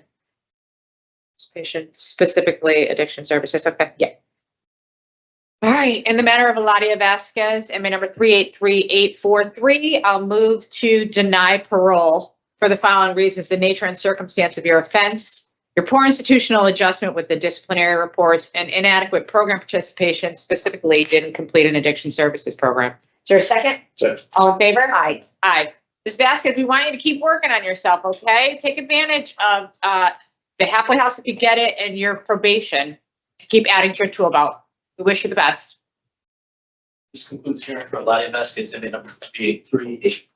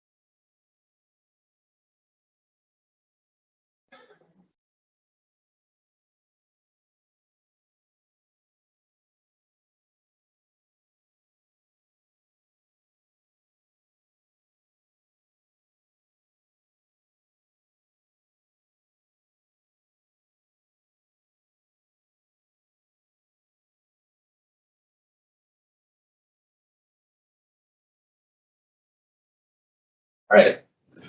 Good morning. My name is Parole Officer Boyce. Today is Friday, January 17, 2025. This is hearing of the Connecticut Board of Pardons and Parole. Following board members are present this morning by stating their names on the record, certified they review all statutory required documents and available for information in preparation of this hearing. Good morning, I'm Jennifer Zaccanini. Good morning, Mike Holt. Deborah Smith Palmieri. Can you please state your name and inmate number for the record? Yes, Trisha Cambra, 405638. Thank you. This hearing is being conducted in consideration of the parole application for Trisha Cambra, inmate number 405638. She is serving a sentence of 30 months incarceration for failure to appear second in violation of probation with criminal liability to possession with intent and failure to appear first as the underlying charges. As of today, record reflects parole eligibility of April 25th, 2025. There is no victim in the case. There is an offender accountability plan and it's been reviewed, shows that she has completed youth talks and is currently in the Tier 4 program. The eligibility for needs assessment board, they see the overall score for the second father. Ms. Cambra, this is your opportunity to tell the board why you believe you should be granted parole. You may begin. Thank you. I did write an opening statement. Is it okay if I read that? Sure, thank you. Thank you very much. Good morning, and thank you for taking this time to hear my case.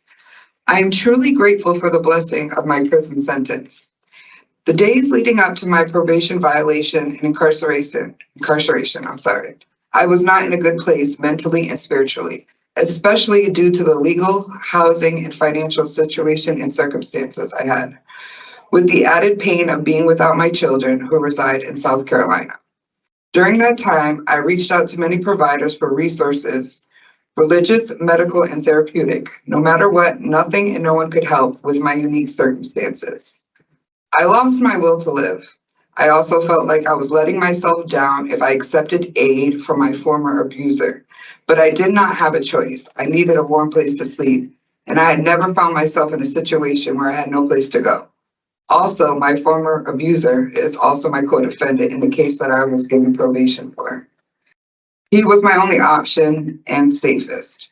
I felt prison was the best place for me, and I was right. My stay at York CI has eliminated many of my circumstances and the stressors that led me here, that left me feeling helpless and suicidal. My stay here has given me stability. Also, with the help of the Marilyn Baker program, I've been able to work on many things that were disturbing my mind and soul, thus eliminating the need for mental health medications. I am now eager to be in the world, the same world I was once afraid of and felt so alone in. I look forward to this new journey in my life and reconnecting with my children. If given the opportunity to parole, I would prefer to go to a halfway house in an area outside of my community so I may start over in a new environment and far away from my past negative influences. Thank you. Okay, thank you, Ms. Cambra, for your statement. We have questions for you. When we're done with our questions, we'll deliberate and give you our decision. Okay, We'll thank begin you. with my colleague, Mr. Pohl. Thank you. Madam Chair. Good morning, Ms. Cambra. Good morning. New thoughts. You just finished that? When Yes, did I you did. finish? When did you finish that? I finished that last Wednesday, I believe. Okay, so last week. The 13th. And what's going on with Tier 4? I started it November 4th. And I was under the impression I was going to be doing a Tier 2, but they didn't have space. So the director put me in. At first, we were debating whether or not it was the right program for me because I don't use drugs or alcohol. And we felt that it was a good place for me because I was able to, you know, learn a lot and work with the people that are there, the other offenders that are there. So why was it good? Honestly, before my original case, I was selling drugs, and I'm in an environment with the women who are affected by the crimes that I committed. So it was very eye-opening, and I made a lot of connections, and I didn't see how drugs affected the people that I sold it to until being in this program. And even though I haven't sold drugs for a long time, it still affects me knowing that I was responsible for that, because I am not that kind of person and I didn't think I was. And then having to come face to face with, wow, you were that kind of person. That's part of, you know, your history, what you did. I also had a lot of things I was dealing with on the outside based on my circumstances. While my cases were pending, I had a fire and I lost everything. Unable to, you know, I lost my company as well. And financially it was a burden. I don't have any biological family members in this state, so it was hard. And because of my pride, I was unable to ask for help, because I never imagined I'd be in this situation. Even with my business and my company, my clients never knew that I had pending cases. And my company was business management and consulting that I own. So it was really, really hard on me. And I was always the one people go to help. And I needed help, and I was too prideful and afraid to ask for help. So I found myself in a really, really dark place. And to the point where I didn't want to live anymore. I brought myself to the hospital because of this and sought help for this, but I needed to be here. I needed to hit that rock bottom and see the light at the end of the tunnel. And the Marilyn Baker program gave me that. There's the new curriculum, the new thoughts is amazing, amazing. I did a lot of research on the outside before I came here, trying to heal myself. And all of the research that I did and all of the practices that I used that worked is what they're teaching in that curriculum. So I feel like it is amazing. I have a large spiritual online community on the outside. I just didn't have one locally that I could get aid from. So I've been working on my healing for many, many years now. And I just needed a place where I could actually sit down, not have to worry about where my next meal was coming from, not worrying about where I was going to sleep. And to be able to have that, and then in a positive environment where everybody is focusing on healing, the same thing that I've been working on, it was just a godsend and a blessing, and I'm truly grateful for it. So I just want to, I appreciate all of that. I just want to go back though. You're a substance use 4. Yeah. And I have alcohol, marijuana, and cocaine in your past. I believe that the positive cocaine that was in my positive test that I have was not from using. It was from handling it and being around those using it. The alcohol, I did have a DUI and I wasn't aware that I wasn't allowed to drink. And I did have a drink at the casino one night. I just was not aware. So I did have a positive alcohol testing during probation and cocaine. So how people that you're around, how were they using cocaine? They were smoking it, crack smokers.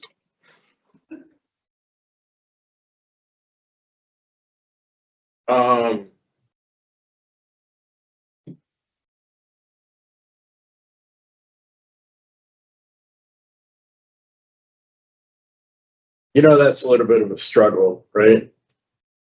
For us. I struggled whether or not to come in here and be completely honest or to come in here and lie, and I choose my integrity over lying. So I trust in God. God knows what they're doing. If this was going to be something that, what kind of environment were you in? This is exactly what happened. Well, first I was staying at a close friend's house on the reservation, on the Mashantucket Reservation. This person happened to be a gun owner, and I didn't feel like didn't want to violate my probation because of that. They weren't willing to get rid of their guns. So I left, and I had friends that I would call them my friends, but they were former clients, substance users. And they would say, these are the clients that I had before my last incarceration that would say, you can stay at my house, you can stay at my house. And I was around it. And it didn't feel uncomfortable to me because I was used to seeing it from all the times that I was selling it and making it, cooking it. And I did this on and off for years as my co-defendant was a really large drug dealer in the area in the New London County area.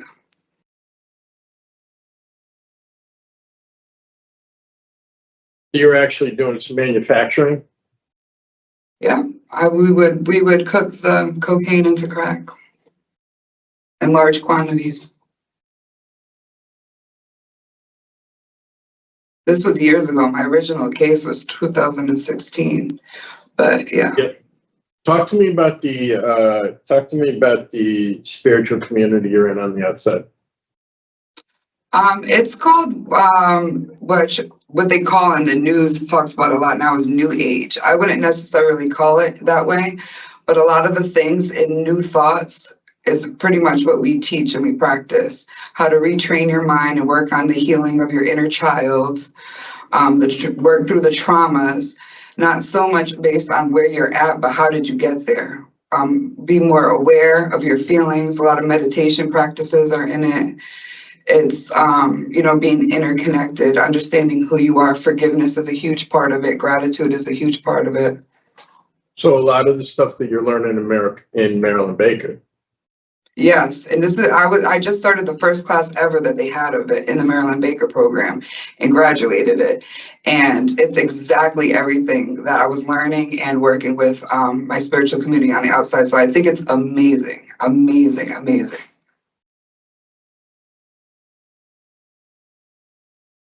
So a couple of charges you're in for right now are failure to appear. So that was due to the lack of transportation. What was it due to? I honestly, after I got out of the hospital for suicidal thoughts, I just felt like, I know this might sound crazy, but I felt like I needed to be in prison. I felt like that was the place that I needed to be. And that's what God was telling me. And I just said, okay. And I surrendered. And I was like, well, how am I going to do that? I'm just not going to check into probation. They knew where I was at. My probation officer knew my situation. I stood temporarily in another county, and he would transferred it over. And at that point that he transferred it over, I could no longer stay because they were in a housing situation, a public housing. And I did not ever check into the new probation. I went with my co-defendant, who was very clear with probation. I believe we had the same probation officer, letting them know that I was staying there and I was just waiting for the warrant to come. It felt like it was the easiest thing. I'd have a place to stay and I would finally get these cases behind me because it's been a big black cloud over me for a long time.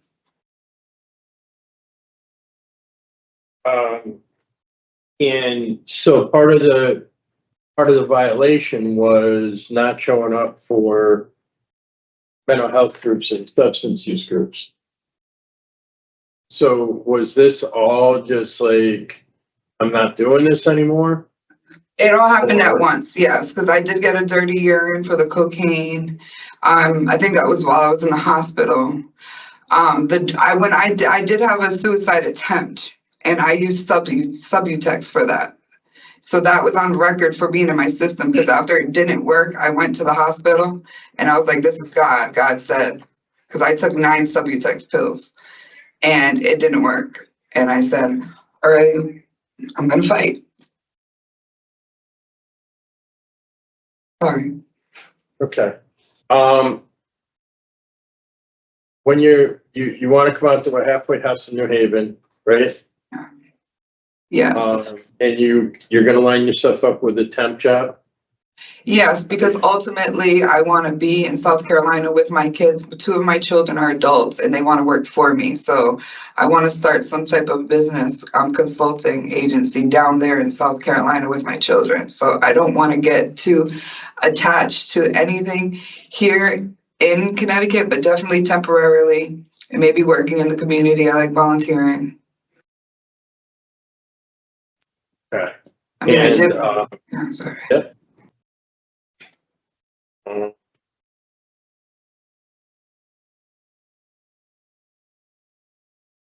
And last question, when does tier 4 end? It's gonna go hand in hand right at around the same time that if I were to be granted parole at my release date. May 4th is when it ends. Yeah. Okay, I don't have anything. Thank you. Yeah. Ms. Cambra, I just want to clarify a few things. Yes. Your co-defendant, who you said was abusive, is that Rashim? Yes. Where is he? Where do you stand with him now? We communicate. He does help me financially, but we're not in a relationship. We haven't been for over a decade. So you described him as a positive support for you to the DOC staff and said he would be getting you an apartment. I guess I don't understand how he could be a positive support if he's abusive to you.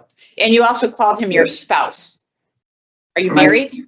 Your spouse? No, I'm not married. I don't have a spouse. I've Okay. never been married. That must have been an error.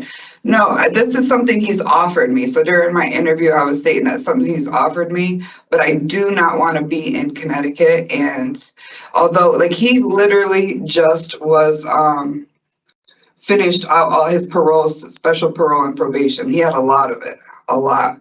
And Yeah. It's been many years coming. So he's done very, very well for himself. And I'm very proud of him. He's been out of trouble. He's been working. He's not in that lifestyle. Hasn't been for many, many years.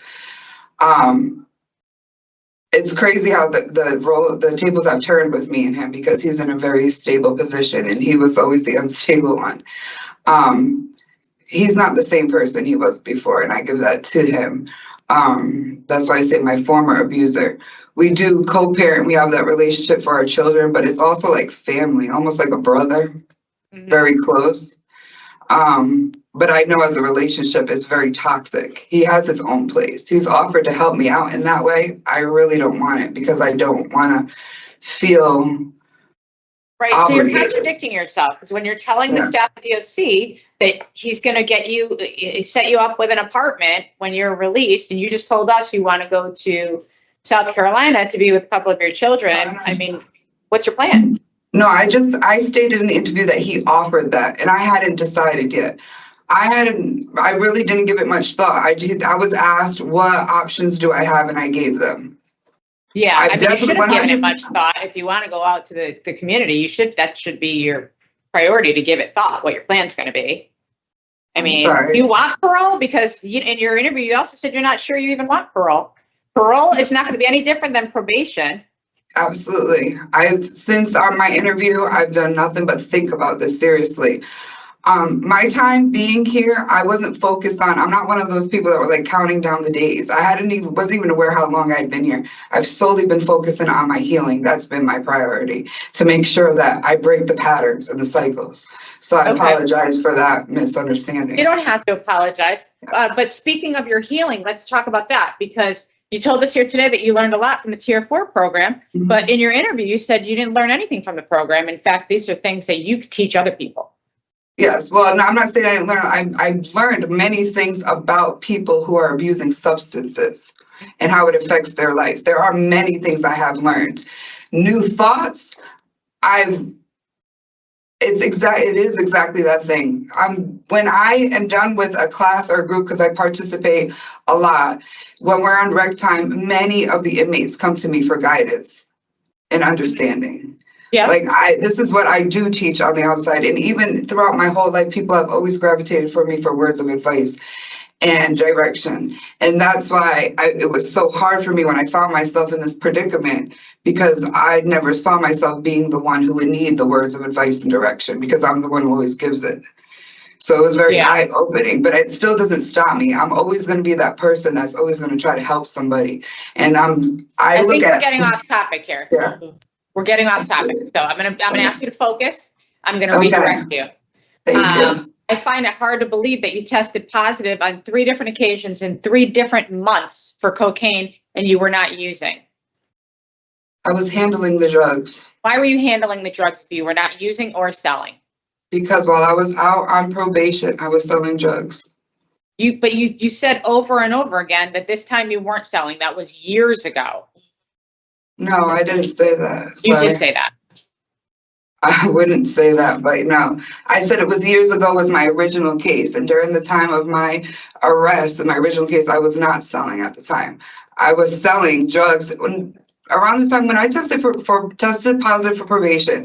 I was either handling it and improperly because I would use gloves. I'm being completely honest.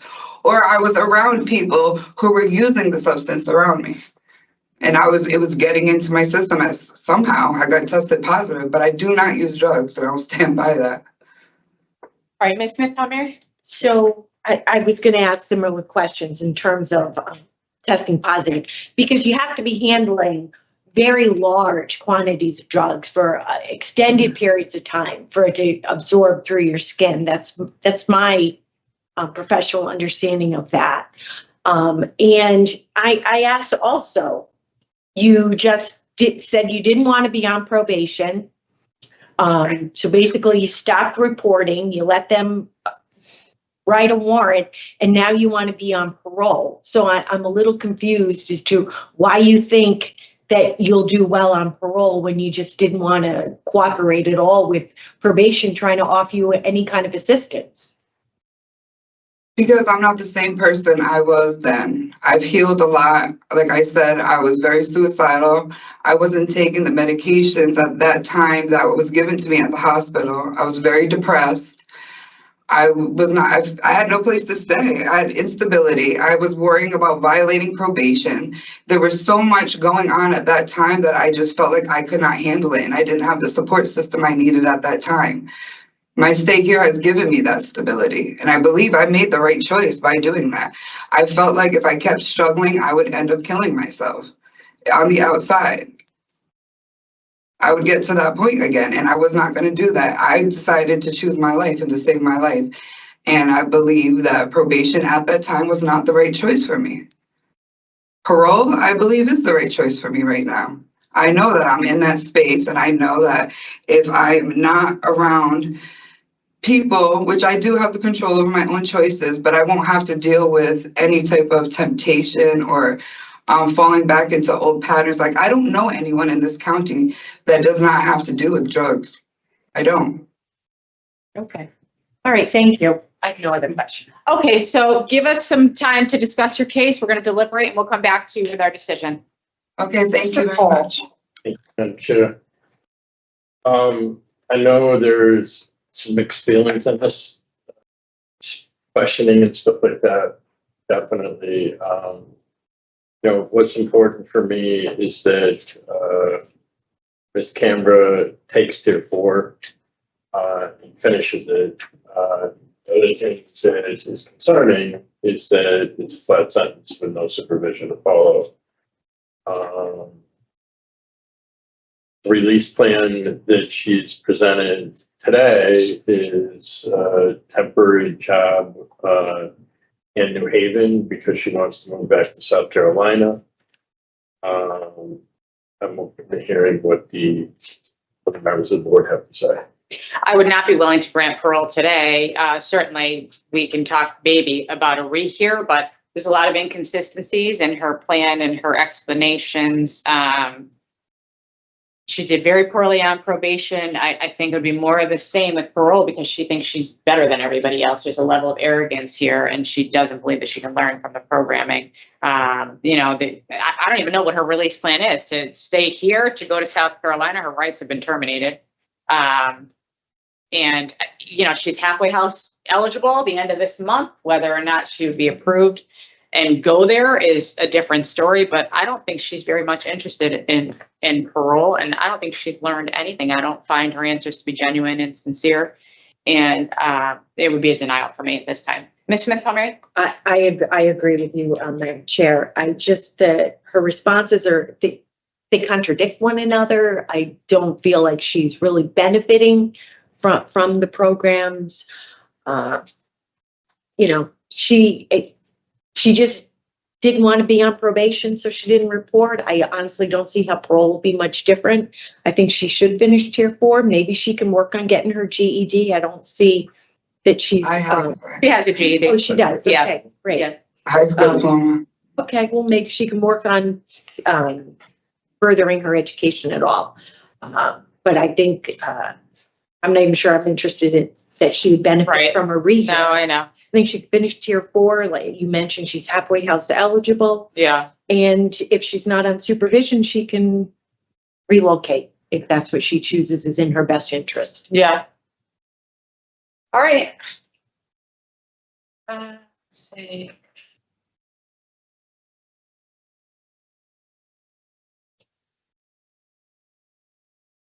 Performance on probation, current offense committed on probation. And Yeah, oh, sorry. Offended- Inadequate looking at evidence the of offense change. All right, inadequate evidence of offender change, poor performance on probation. I'm sorry, what was and it? The current offense committed while on probation. I mean, They're one and the same. I would pick one, yeah. I'd say poor performance is more important. All right, in the matter of Trisha Cambra, inmate number 405638, I'll move to deny parole for the following reasons: inadequate evidence of offender change and poor performance while on probation. Is there a second? Second. All in favor? Aye. Aye. All right, we wish you the best. Thank you very much. This concludes here. Trisha Cambra, 6.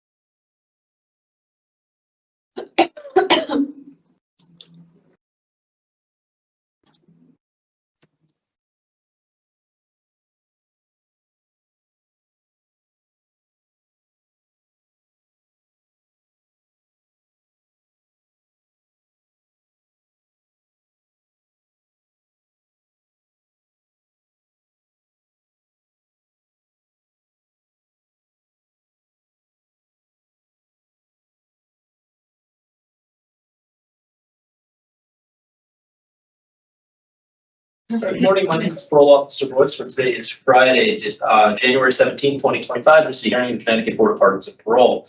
Following board members are present this morning by stating their names on the record, certify they've reviewed all statutorily required documents and available pertinent information in preparation of this hearing.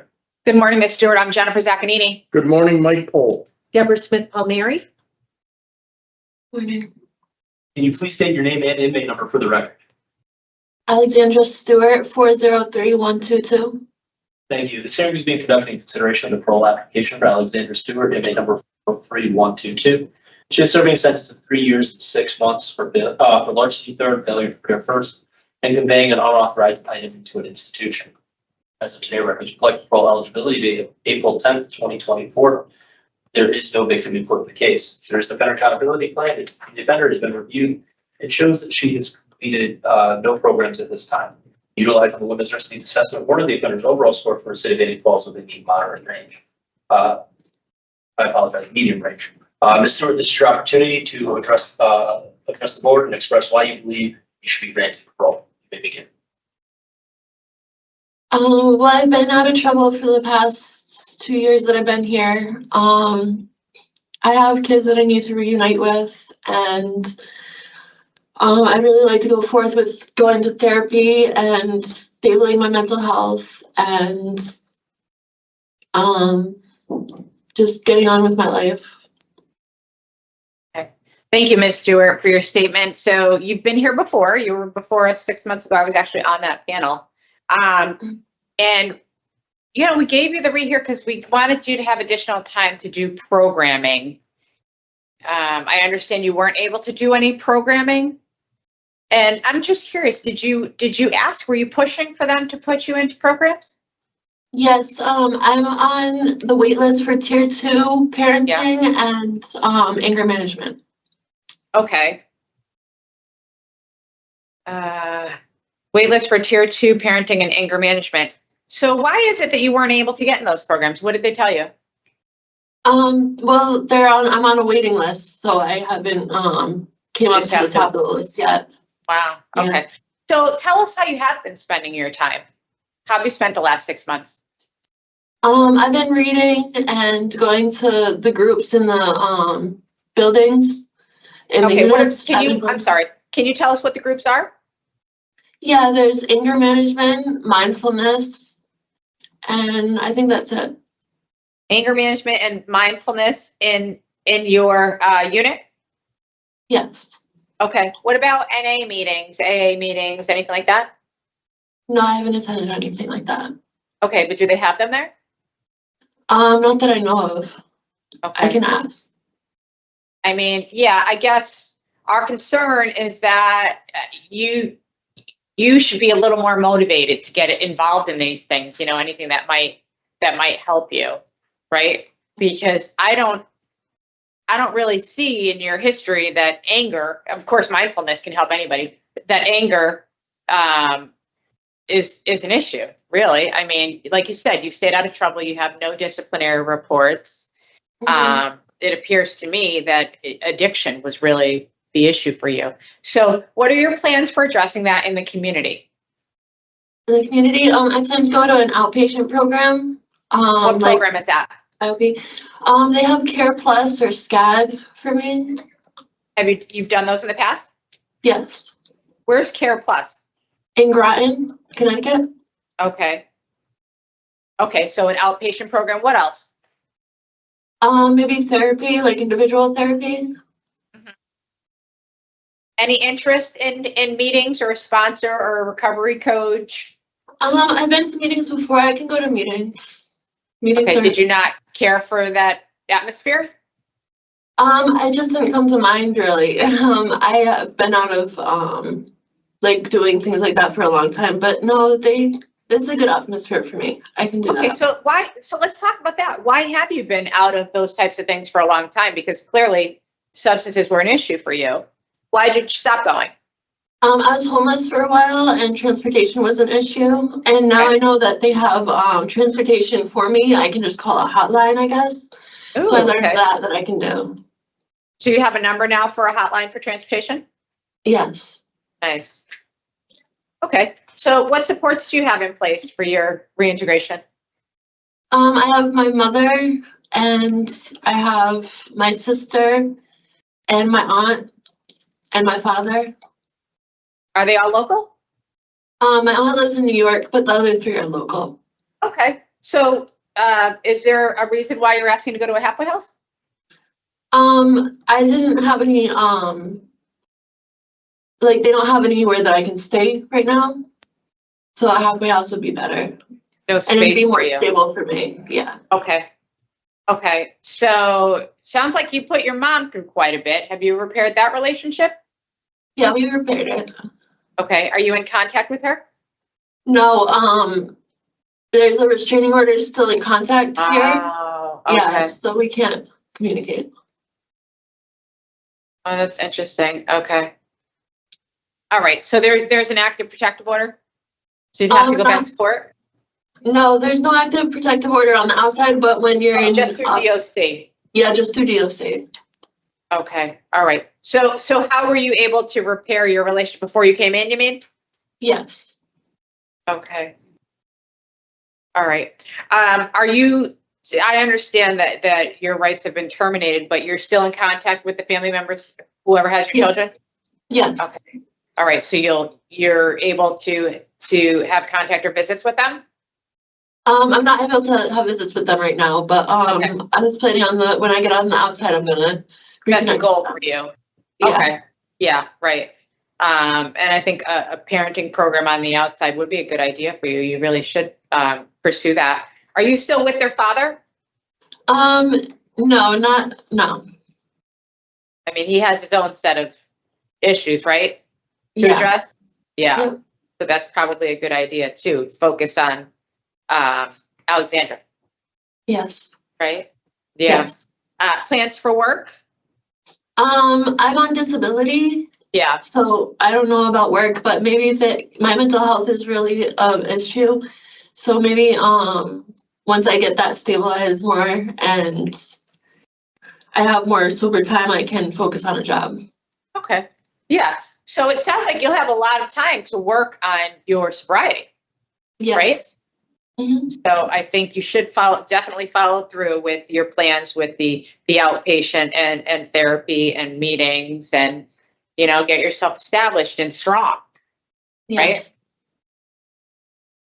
All right. What about a driver's license? Do you have a driver's license? No, I do not. Okay. Have you ever had one? No. Okay. But you were driving. So is that a plan too? Is that a goal of yours to get your driver's license? Yes. All right.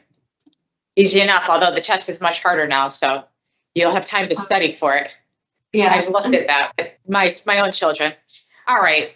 Thank you for speaking with me. I'm going to turn it over to my colleagues. Ms. Smith-Thompson. Thank you.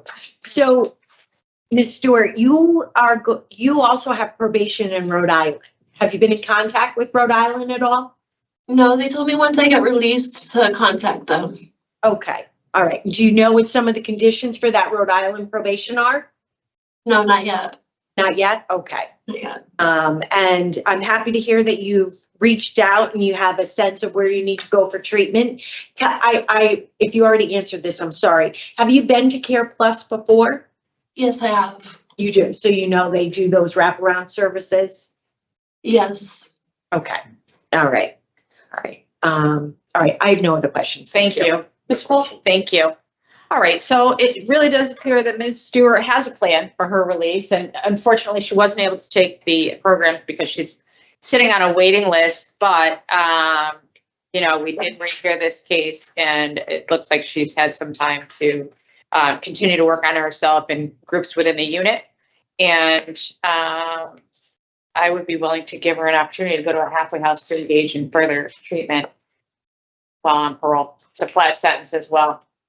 Ms. Palmer? I agree. Okay. I think she's, like you said, on a waiting list. It's unfortunate she hasn't gotten the program. But I do think it's important that she's already looked into what services are available to her in the Definitely. community. I think it speaks to her motivation. Yeah. And wanting to do well. All right. I don't have, the mom, but do you think we should put it as a condition or? No. All right. All right. In the matter of Alexandra Stewart, inmate number 403122, I'll move to grant parole effective today, January 17th, 2025, with the following additional conditions. Halfway house placement, parole to a halfway house, mental health treatment with medication compliance. What are our thoughts on alcohol? I did not have alcohol. No. I had it as an issue. Has alcohol been a problem for you? When I was really, really young, Oh, it but was. not any recently. Okay, fine. So we could leave that alone. Halfway house mental health treatment and no driving without your parole officer's permission. Is there a second? Second. All in favor? Aye. Aye. All right. Do you have questions? No, I do not. All right. Well, we wish you the best. Okay. Keep working on yourself. Okay. All right. Thank you very much. This concludes the hearing for Alexandra Stewart, inmate number 403122.